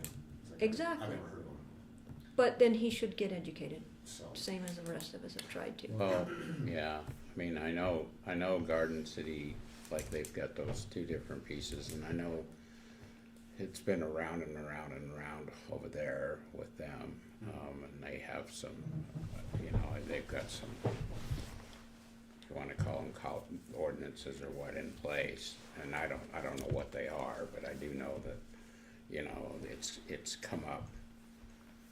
It's come up over there more than once, So we probably just need a PID policy for the county. And I guess we probably haven't heard of these ones because they're in Garden City. The governing body. Yeah. Governing body's the one that regulates. Yeah. Garden City's got its own, just like any other city, would have their own, ordinances controlling what PIDs do. Yeah, but we probably This will be our unincorporated county. Yeah, maybe a policy just stating where we would consider PIDs and what we would consider allowing them be used for. Something simple like that. Or a policy that just says we don't allow PIDs. Yeah. Like I think it's a dangerous way of financing. Yeah. I do too. I think I think there's some regulation, some type of discussion on them ongoing right now. There is a House bill that Yeah. you're talking about realtors and the way they're recorded. There has to be certain language. They have to disclose that it's a PID. Mm-hmm. And then on plats, we have to put big bold like PID stamp. I can't remember what House bill, like 460 something, 4 something. I texted you the link to the code. Great, thank you. I'll read through it. So really, what I'm thinking is when our idea was if we create policy to kind of curb it so it's a little bit easier to administrate. What we're hearing then is it would only be applicable to unincorporated, so it really wouldn't help us anyway. Yeah, there's a PID created. They have to come to the commission, and then we get to decide then how everything's happening. But that's in and out of the county, in and out of the city limits, right? Right. Because I thought in the city limits, there's something where you guys have to approve or supposed to I don't think so. do something with that, I thought. In city limits? Well, because Kind of like a special service district? yeah, that was my understanding, because the counties were some counties were letting them do these little teeny things, and some counties were not. They were, because that was Terry Chittister we Yeah, talked but to. I'm wondering if she was just speaking unincorporated. I don't know that, because she was talking about the So- counties. Okay, so we've Roll. got some unanswered questions here, obviously. Do you want to do a little research, Mitch, into it? I will as well. I know a couple of. So, the mayor is happy to call us and explain about these. Okay, that would So let's get be him on the helpful line. too. 'Cause like I said, there's just some major questions that we have, and these little chunks, because I was envisioning the subdivisions as a whole that were, and not these little teeny pieces. No, you can't. That's the problem. 435. Maybe one building. So it's like, why? But you would wonder they how have much money they would have raised off of that little. that little teeny piece? But they do them all the time along the Wasatch, all the time. Yeah, there's a lot of them there, but I had envisioned they were for big developments to do the infrastructure stuff. That's probably what they're set Help up with for. Offset the cost, and then they've kind of filtered down to something that they weren't quite envisioning, I don't think. But that was my understanding of it. And like I said, in the whole scheme of things, it doesn't really matter other than Here's who to value them. question that will kind of tie in with Kim's office a little bit. how are we supposed to separate these two 40 by 100 pieces out of this 68 acre parcel on a tax basis? Hello. I think Bill was texting you the speakerphone's number. Can you call that? Did you send it? Okay. Thanks, Mayor. See you.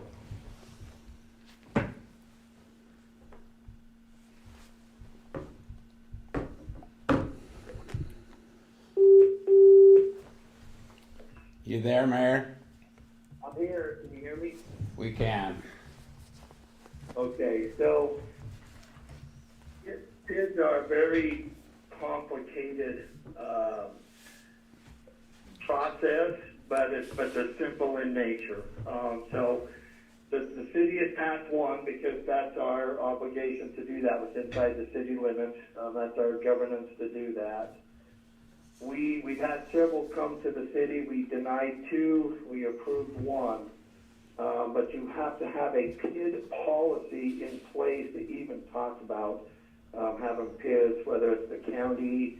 You know, if the county is going to put something in place for development in the unincorporated areas of the county, you will have to have a PID policy in place. You're welcome to look at ours. We had several attorneys do it that know the PID process. It is very heavily state regulated. Everything goes to the Lieutenant Governor's office. A lot of developers will use this to help with, building of homes, obviously.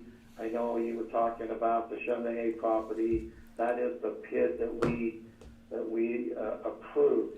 All the PID is basically you create another taxing entity.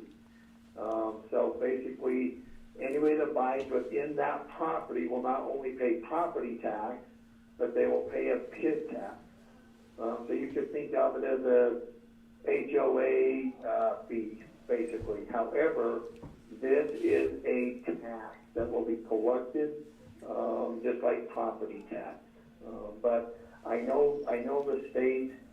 I know the state has policies on this. They regulate this. So my suggestion would be for those gals to reach out to the state and ask them about how it's regulated and how it is collected, because it is very heavily.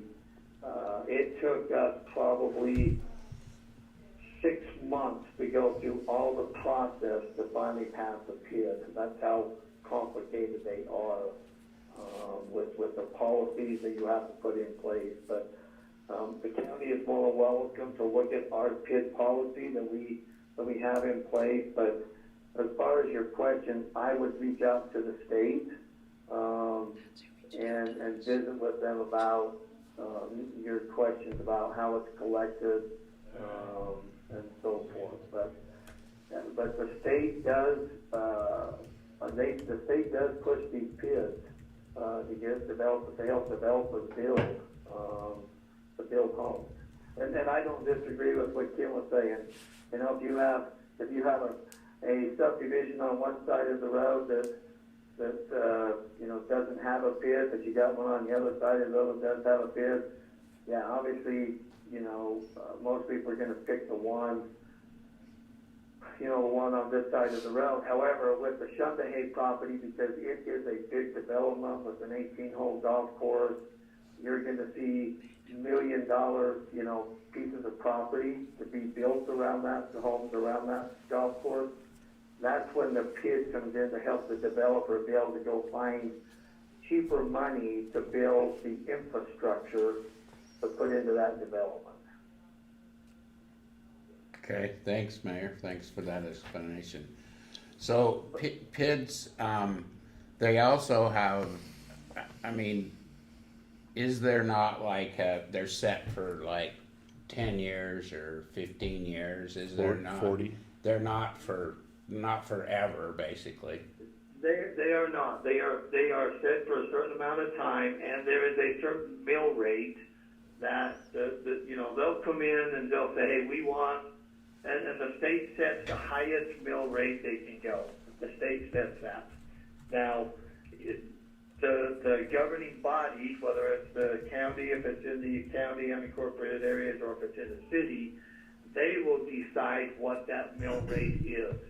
So just because the developer comes in and says, I want the highest rate that the state said we can go, we'll say, well, no, we don't agree with that. We're going to set your mill rate at this. And so the governing body has the ability to set that mill rate. Now, with that being said, the way the PID works also is any developer that does a PID can use part of that money to go towards something within the county. And I'll give you a perfect example. So because we passed this PID on that property in Shundahay, they can use part of that PID money to help the city build another water tank. So the city's going to build a 2 million gallon water tank. That can be part of the negotiations with the PID to give back to the community for putting that PID in place. And that's the agreement we have with the Shundahay people is we're going to go ahead and do this PID, but you're going to do this for the city to help the community with a water tank because your development's going to, use X amount of culinary water. We need to be able to store more water, and you're going to help us do that. And so there's a lot of negotiation room. Like I say, we had specialized PID attorneys, 2 of them, that helped us through this process because we were being inundated by developers wanting to do it. And we denied 2 and approved 1. And that was after we spent a lot of time and a lot of money working with two PID attorneys to help us walk through this thing. Mayor, do you have a contact at the state? Because we had a lady from the state contact us asking about our PIDs. And so... I'll find you something. I will find you everything we have on the PID with the state, and I'll have Kathy get it over to you. Perfect, thank you. You bet. Any other questions for the mayor? Okay. Thanks, Mayor. That gives us some direction that we need to go. Appreciate it. So what's your opinion on these little cut out little tiny PIDs? Well, I don't think it works for a small development if they're just trying to do a small development. I think the PIDs are really designed for big developments that's going to cost, like I say, the Shundahay development is I can't even imagine how many millions of dollars. So, in the city limits. Because I can see smaller developers or the developments looking to build maybe more affordable homes for people. Well, the PID doesn't help that because now you're paying a property tax and a PID tax on top of that. So in a bigger development like Shundahay, we know that the homes and the properties aren't going to be bought by folks that are just looking to buy a home. These are going to be secondary, $1 million homes. And these people don't care whether they're paying a high property tax and a PID tax because they, quite frankly, have the money to do it. And so I think on the smaller development, I think that it will hinder the sale of those properties because most people aren't, that well off to be able to go, hey, I can afford the property tax and a PID tax on top of the monthly payment of the house and the insurance and that. So I would not personally be a big fan of passing a PID on a small development, just because the time and effort it's going to take you to do it is going to be a pain. So let me clarify.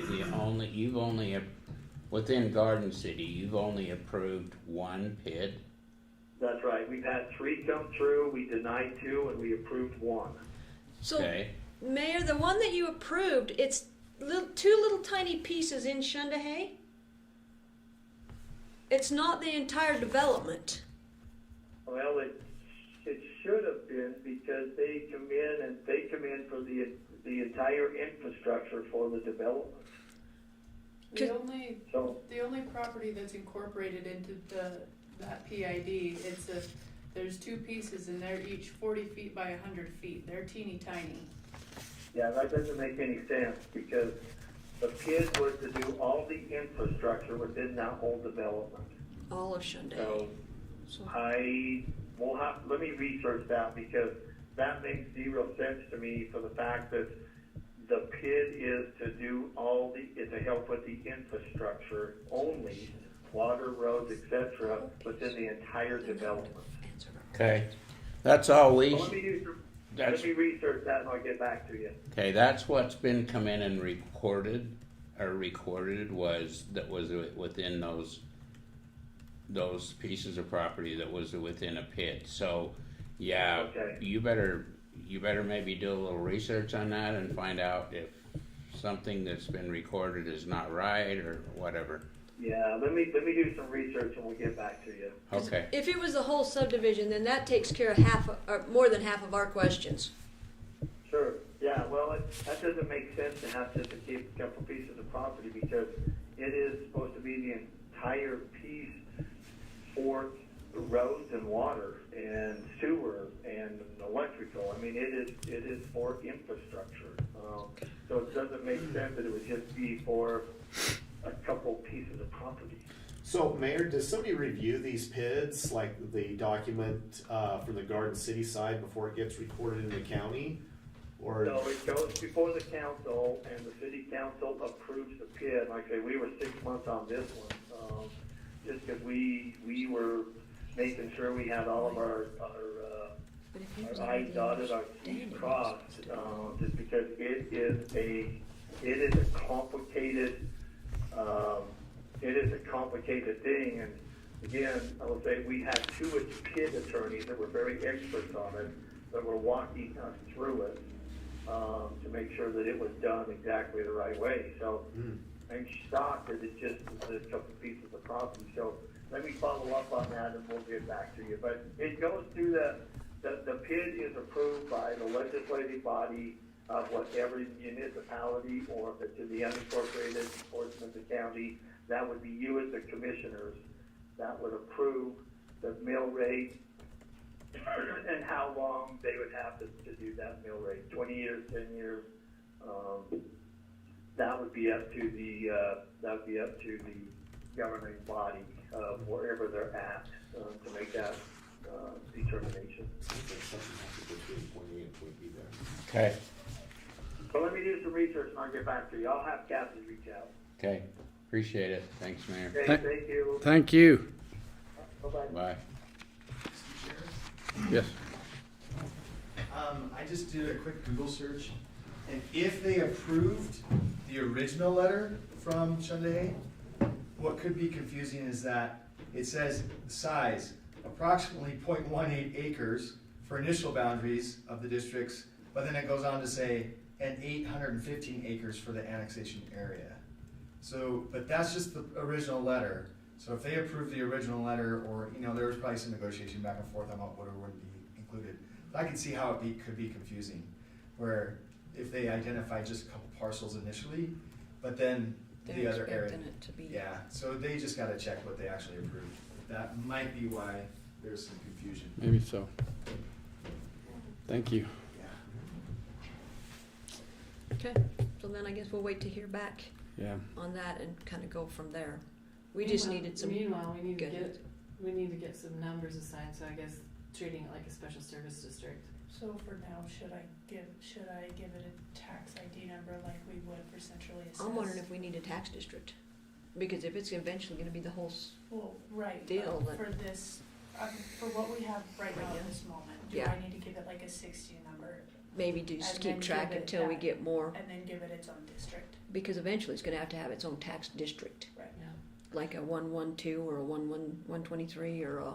Maybe that's, Is that what happens with bonds? Do bonds get their own districts? Because this No. would be a bond.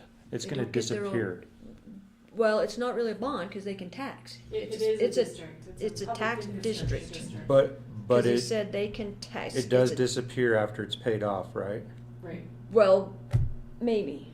It's It probably depends on how it's all set up, and I'll bet every one of them's different. Yeah, it's complex. Yes.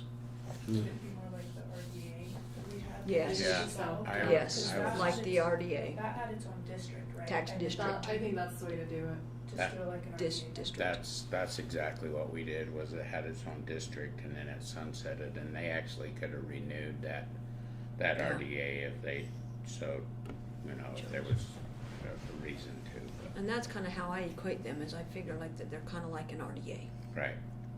So yeah, I would say district for those two for now, and then we can find out more. Do I district the whole parcel though, or do I give them their own? Probably their own for right now, Okay. because they're the only ones recorded at this point. Mhm. But moving forward, hopefully we can get them to incorporate the entire parcel. Well, and that's kind of what he had understood, Yeah. according to Mayor Mike. Yeah, So- so I think there's some questions we, And then Gotta we get probably ought answered. to have our own policy and come up with, so that either you don't allow them or you do allow them with these, you know, that they've got to have the yeah, empire there's gotta parcel be or some something. guidelines there that we've Yeah. gotta put in place, yeah. So, okay, Okay. thank you. Alrighty. You guys want this copy? I didn't, Probably not. I didn't think so. Maybe the sticker. Okay. Kim. Thanks, Commissioner. See you later. Me and Thank Anneliesa. you. Thanks, Mitch. Good. Yep, good. It's me and Oh, Anneliesa, yeah, I not see just me. Anneliesa there. Yeah, But you're Kim right. Wilson, Rich County Assessor. Anneliesa Peart, Rich County Clerk Auditor. We are here, Kim is nice enough to be with me today because this is my first time handling these real property exemptions. These are the property tax exemptions. The church has only done their trek site at this point in time, but they have until March 1st, I think, to file their, for like the church sites. So we'll see more coming in, but we needed you to review. So we have two issues here. So we have ones that just need their continued exemption. One, the trek site, and then the Crossroads of the West Boy Scouts camp hunt. We haven't seen anything from the Boy Scout camp on the east side, the aquatics camp. And then we have the new Bear Lake County Memorial Hospital one. And we haven't seen the one from the Bear Lake Community from Health West. Sorry, not the Community Health Center, Health West yet, but they have up until Yeah, the and first. they're Now this, separate, the so- Bear Lake County Memorial Hospital, last year, we didn't get anything from them last year. And so where that clinic is, I taxed it. So you probably need to abate the taxes if you're gonna approve their exemption, because they didn't file anything last year. Did they file something this year? They did this year. So they have a tax This levied is the from. new one, right? That's the new one. That's the Montpelier Yeah. associated with the Bear Lake County Memorial Hospital.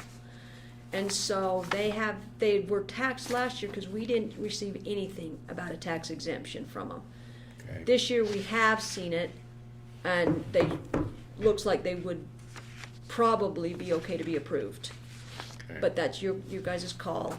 But if you approve them, then I don't know what you want to do about the taxes from 2025.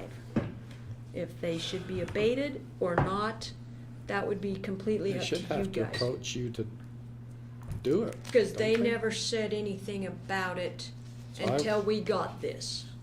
I would hide and watch So from last year. they will have to come Wouldn't to you? you guys on an individual basis? Yeah, they will need to, request.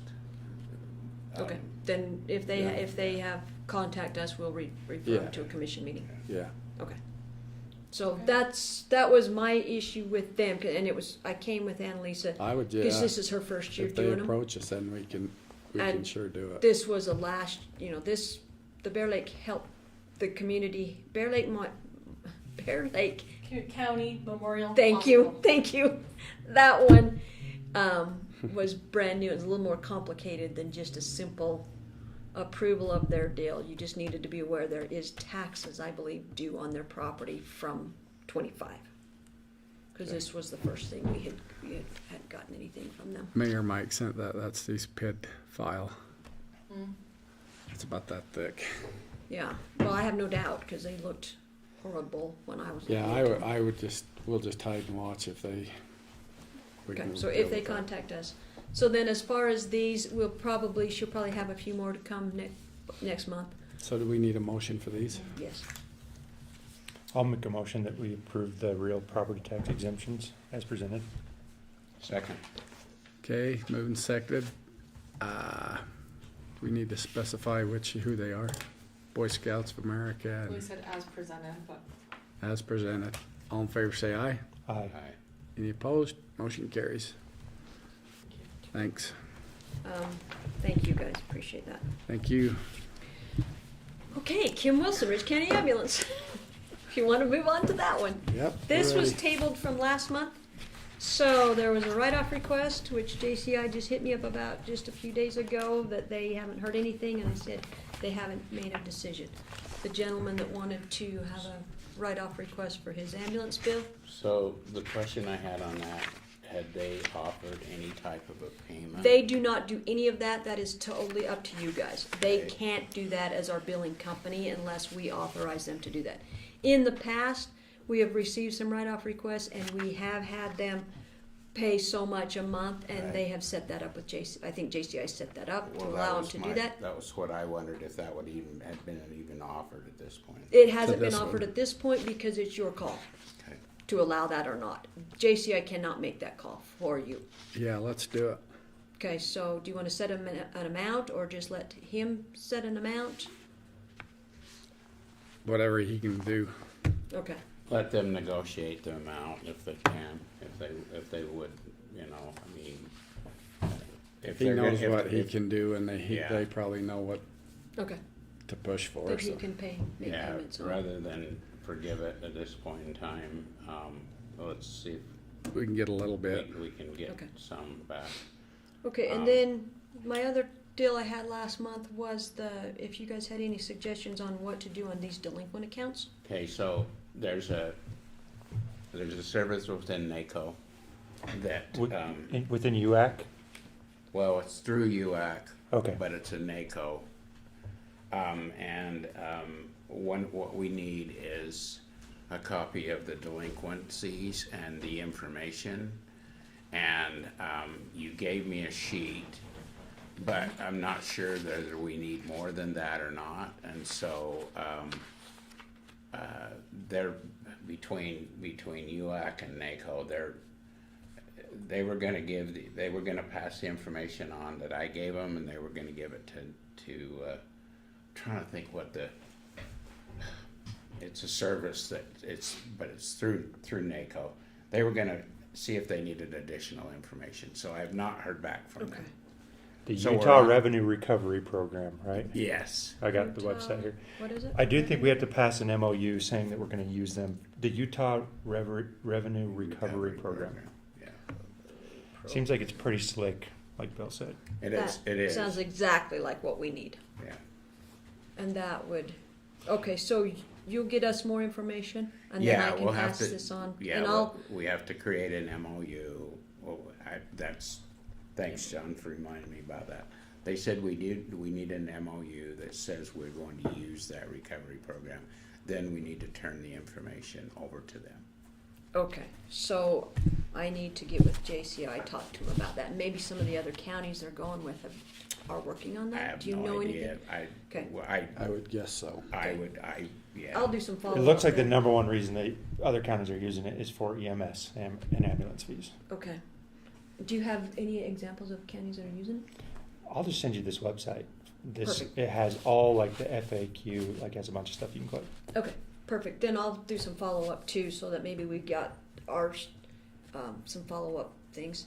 On an MOU, I can see if somebody else has one they're using, that we could maybe look at to adopt something like that. Yeah, or create our own. or even the Maybe people, Jaycee. or even the people that administer the program would probably. Oh, the have- NACO people. They, the on this UAC website, people. they have the MOU, like an MOU. Oh, an template. MOU that we can adapt to us. You just Okay. fill in your name. Yeah. Oh, okay. Okay, then let me know what you find out, and I'll get with JCI and UAC and see if. We'll Do- put that on our next agenda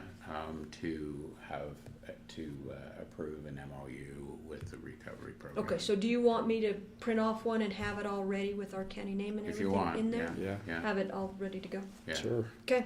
If that's works for you, if not, then let us know and we'll work on it too. Okay. And I think we still just have the policy that if somebody calls us up and they need help, we're going to help them out. Like we've done in the past, you know, if we're recovering and someone says, I just need, and they wanna work with us, we'll still do that.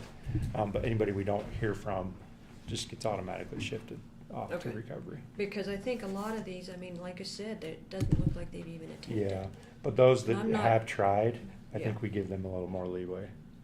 Okay, Yeah, I agree. okay, I will do some follow-up on that. Thank you very much for your guidance and expertise. And with that, I think that's all I have. That's scary to be on the agenda. You were 3 on there a few times. times. Do you have anything for me? I don't. Just an FYI, we had one state appeal that was withdrawn. That was supposed to be a formal hearing at the end of this month.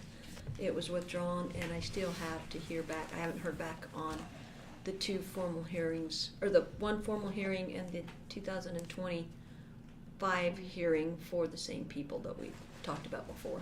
You So we're still waiting for the state waiting for the state on it. to answer or to come up with their decision on that. Okay. And then I think we have 2 for 2025 that they'll probably be scheduling before too awfully long. So. All right. Well, good luck with them. Thank you. If you guys have anything else for me, let me know or direct people to me as needed. Okay. Thanks, you. Kim. Appreciate it. Thank you. All righty.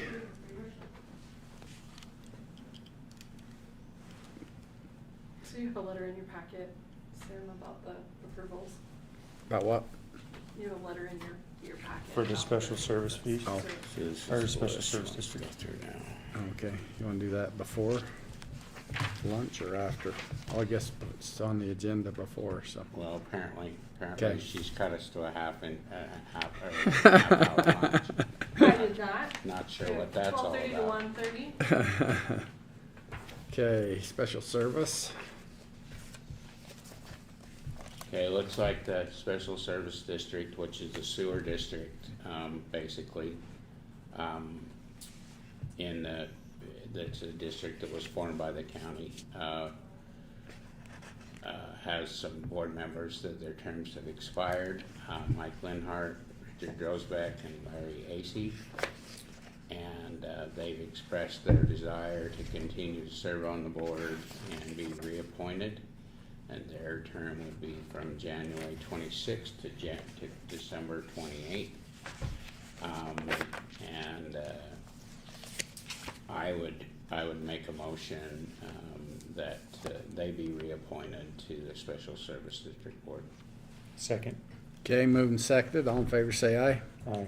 Any opposed? Motion carries unanimously. Okay. All right, we, due to, really, what we've done is, we need to send a letter to Zions Bank, that, we are authorizing the following people for the county to represent Rich County in financial matters with Zion Bank. And basically the biggest thing is so that we've got more than just the treasurer as a signer on the account and the clerk auditor, that we expand that actually to 4 signers instead of 2 signers, so that in the event such as our treasurer and her health issues, that we can have checks signed in a timely manner and make sure that we get our accounts and charges paid in a timely manner. So with that, I would make the motion that we appoint Reganne as the treasurer, Reganne Argyle's treasurer, Anneliesa Peart as the clerk auditor, and Camille Schenkel out of the treasurer's office, and Chantel Jensen out of the clerk auditor's office to be additional signers on the bank accounts. Second. Okay, it's moved and seconded. For more discussion, this says open new bank accounts, or is this just put their names on a previous or the bank accounts we now have? It's the recommended verbiage from Zion's Bank for that letter. Okay, it does say and existing bank accounts, okay. Yeah, so they would Okay. have, if they needed to open an account Okay. for some reason, that they would be the authorized signature. I just didn't wanna have to change everything No, we don't, over. we're adding their name to the Okay. present accounts and then giving them the authority to open another account for some specific purpose. Okay. All right. Motion's on the table. All in favor, say aye. Aye. Any opposed? Motion carries. Okay. Okay, this is what I need to sign.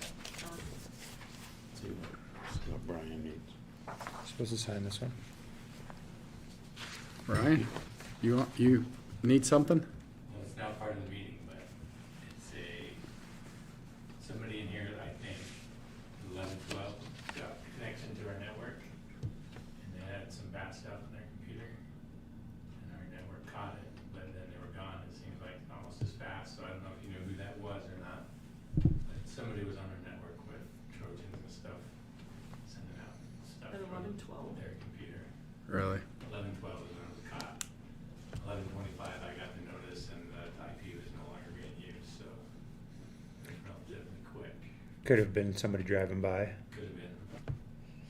But, so my biggest thing is it wasn't on our network, it was on the guest network, but I guess my reason coming in is to make sure that we do not allow people from outside to be on our network, but that's not the password we're giving now that they are. Honestly, I forgot that password the day you gave it to me. I've only ever been on the guest network. So. Okay.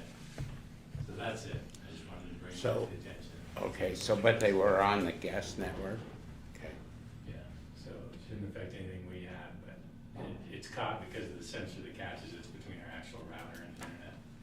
So it just catches anything coming out of here and which IP it's on before it goes out. And so that's what it caught. It was going to an IP address known for the Trojan sending the information back to it. And so then it started looking at the information and it said that the keys matched and everything, so. That was today at 11 something. Mm. Well, that rules me out, so I'm good. Well, just, Maybe. my big thing, as long as we're telling people not giving out that password, so. that Yeah. The general public's up against, so. Okay. Okay. All right. Thanks, Brian. Thank you. Appreciate that.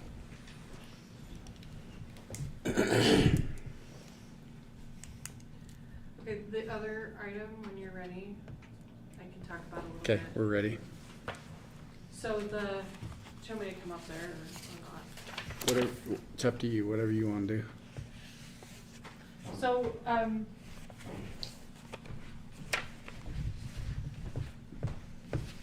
Intermountain Insurance Services, this is Anneliesa Peart with Rich County Clerk Auditor. Our insurance broker has a way to, has a Section 125 cafeteria plan that actually qualifies for us to get pre-tax deductions. So we can, for our employees, we can set it up so that we can pull the insurance pre-tax, saving them and us some tax dollars based on the cafeteria plan with the Section 125. So I spoke with Jeff Kelsey quite a bit on how to get that implemented, and the regulation, how that is overseen is to create basically it's a plan that's in place. So this is a copy of the plan that he presented us, and all we do is approve that, and then set up our pre-tax deductions. We also need to notify our employees, anybody that's on insurance, and they need to sign a acknowledgement that's out. There's a copy of that as well, that they are aware that it is pre-tax, that it's available for them as a benefit. So Can they do either or? Can they stay? Are we got to go one way or the other? I think I don't know the answer to that, but I believe this applies to everybody that's on the plan. It's a qualifying plan. Why wouldn't you go with it? Well, but I'm just saying, is it either or? Not the way it's set up that I know of, but I can So ask if we Jeff. have an employee that doesn't wanna do that, I then think that it stops actually the whole, then that stops would everybody. stop everything because it would be, I mean, we'd have to single out that employee in our software. Yeah, So I think it would be very challenging. But not impossible. So it's really up to you whether you want to approve it or not. But it doesn't change, like, we're not, No, it doesn't change anything with the plan. Doesn't It just do anything with the It gives us plan. permission to but, so is the way that this is working is he's just like taking us off this one, putting us on the exact same one under cafeteria plan? it's not even a change at all. It's already an authorized plan. It's us creating a policy that says that we For the have pre-tax opted bill. into the pre-tax. Yeah. Okay. And if you want more time to think about it, you can. Well, I don't need time to think about it. I just don't get the process. Seems like you could just do it. Yeah. The IRS requires a plan, and that is what they have created for us, is a Section 125 premium only plan, or a POP is Premium only plan. So we need a motion to do that. okay, I'd make the motion that we go under the premium only plan. Okay, I'll second that. Okay, moved and seconded. All in favor, say aye. Aye. Any opposed? Motion carries.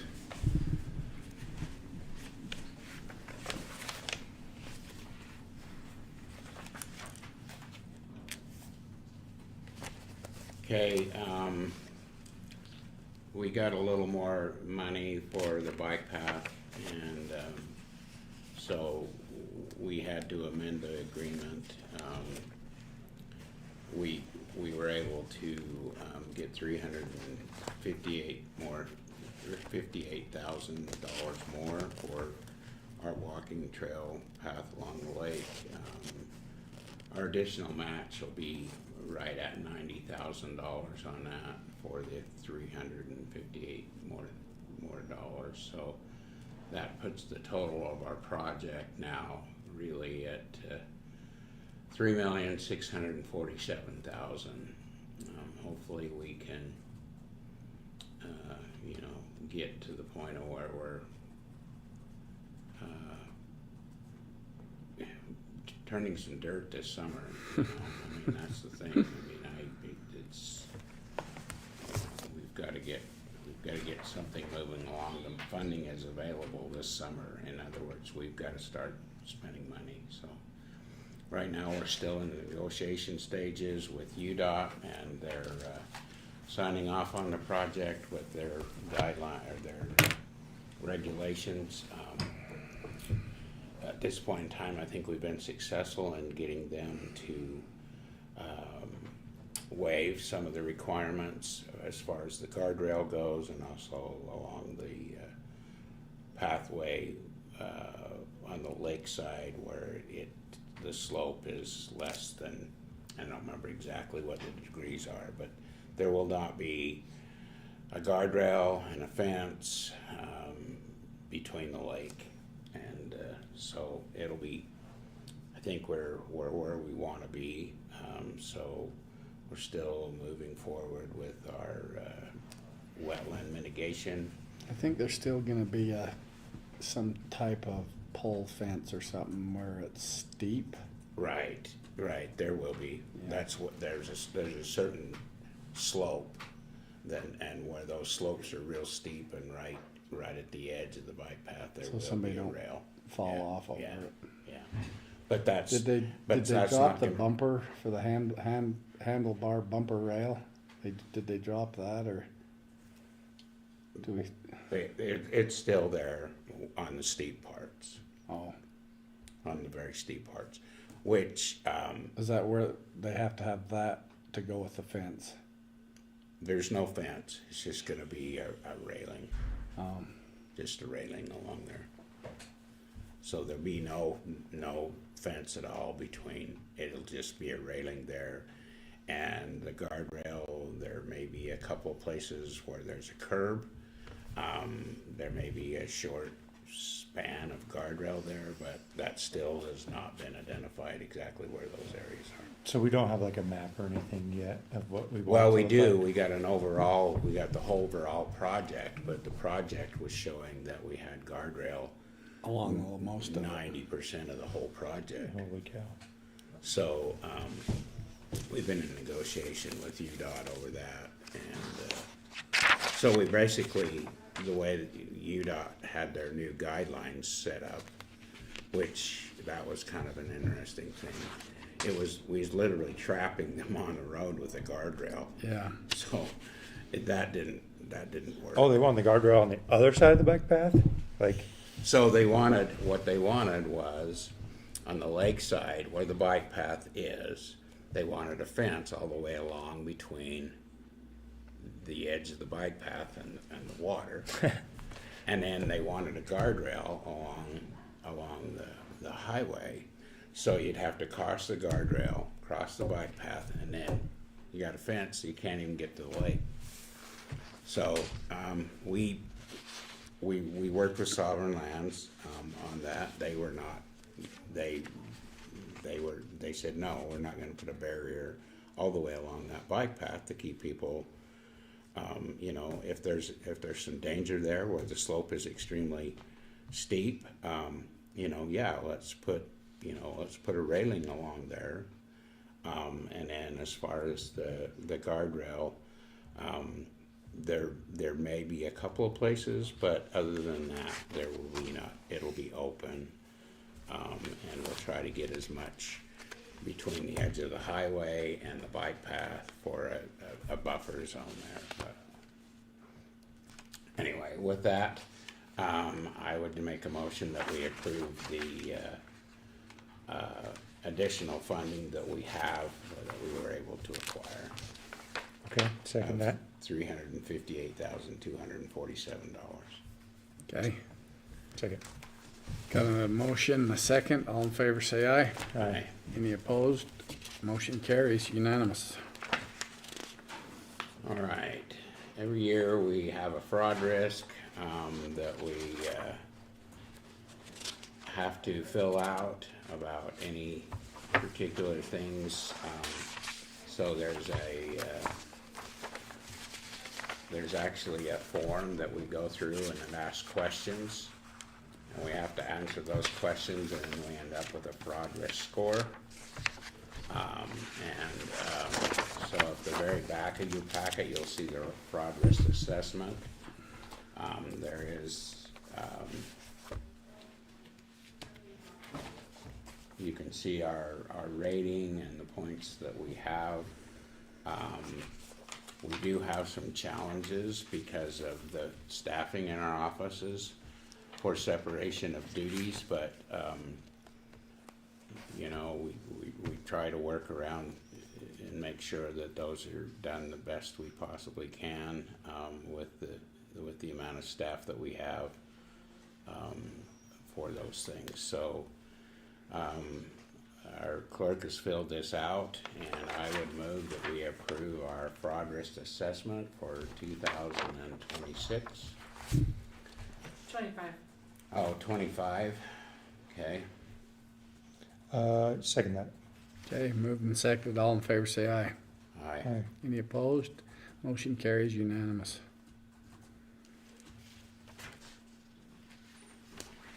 Bill, here's this one. Bill.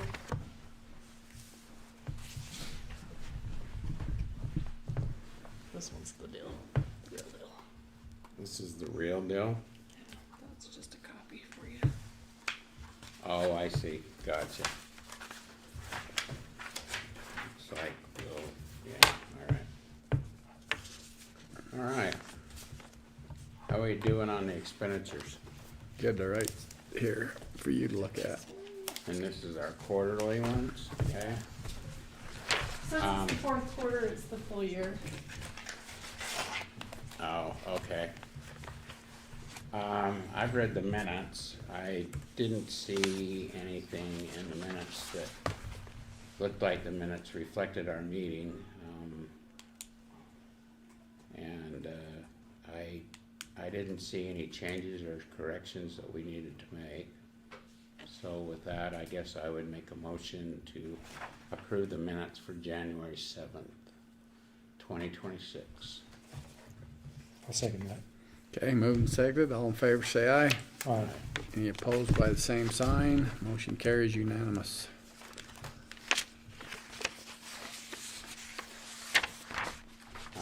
I would like to review the expenditures, so if we could do that after our break for lunch, that would be helpful.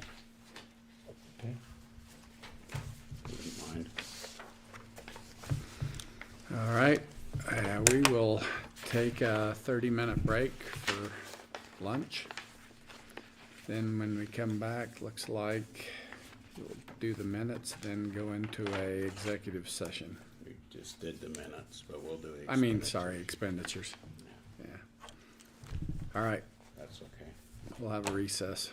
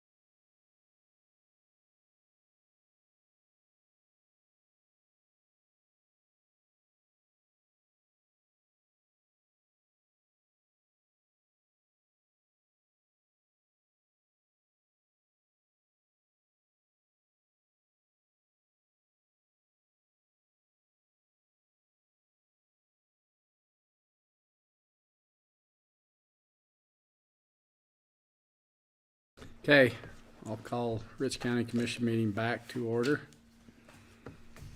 One last thing on the agenda is expenditures. Okay, I move we approve the fourth quarter financial expenditures quarterly report and also the expenditures for January of 2026. Second. Okay, moving seconded. All in favor, say aye. Aye. Any opposed by the same sign? Motion carries. Alrighty. We have here to go into executive session for personnel discussion. I move we go into executive session for a personnel discussion. Second. Moving seconded. All in favor, say aye. Aye. Any opposed? Motion carries. Okay, personnel discussion will be here in Randolph, Utah. Hold on, let me get my Other new one.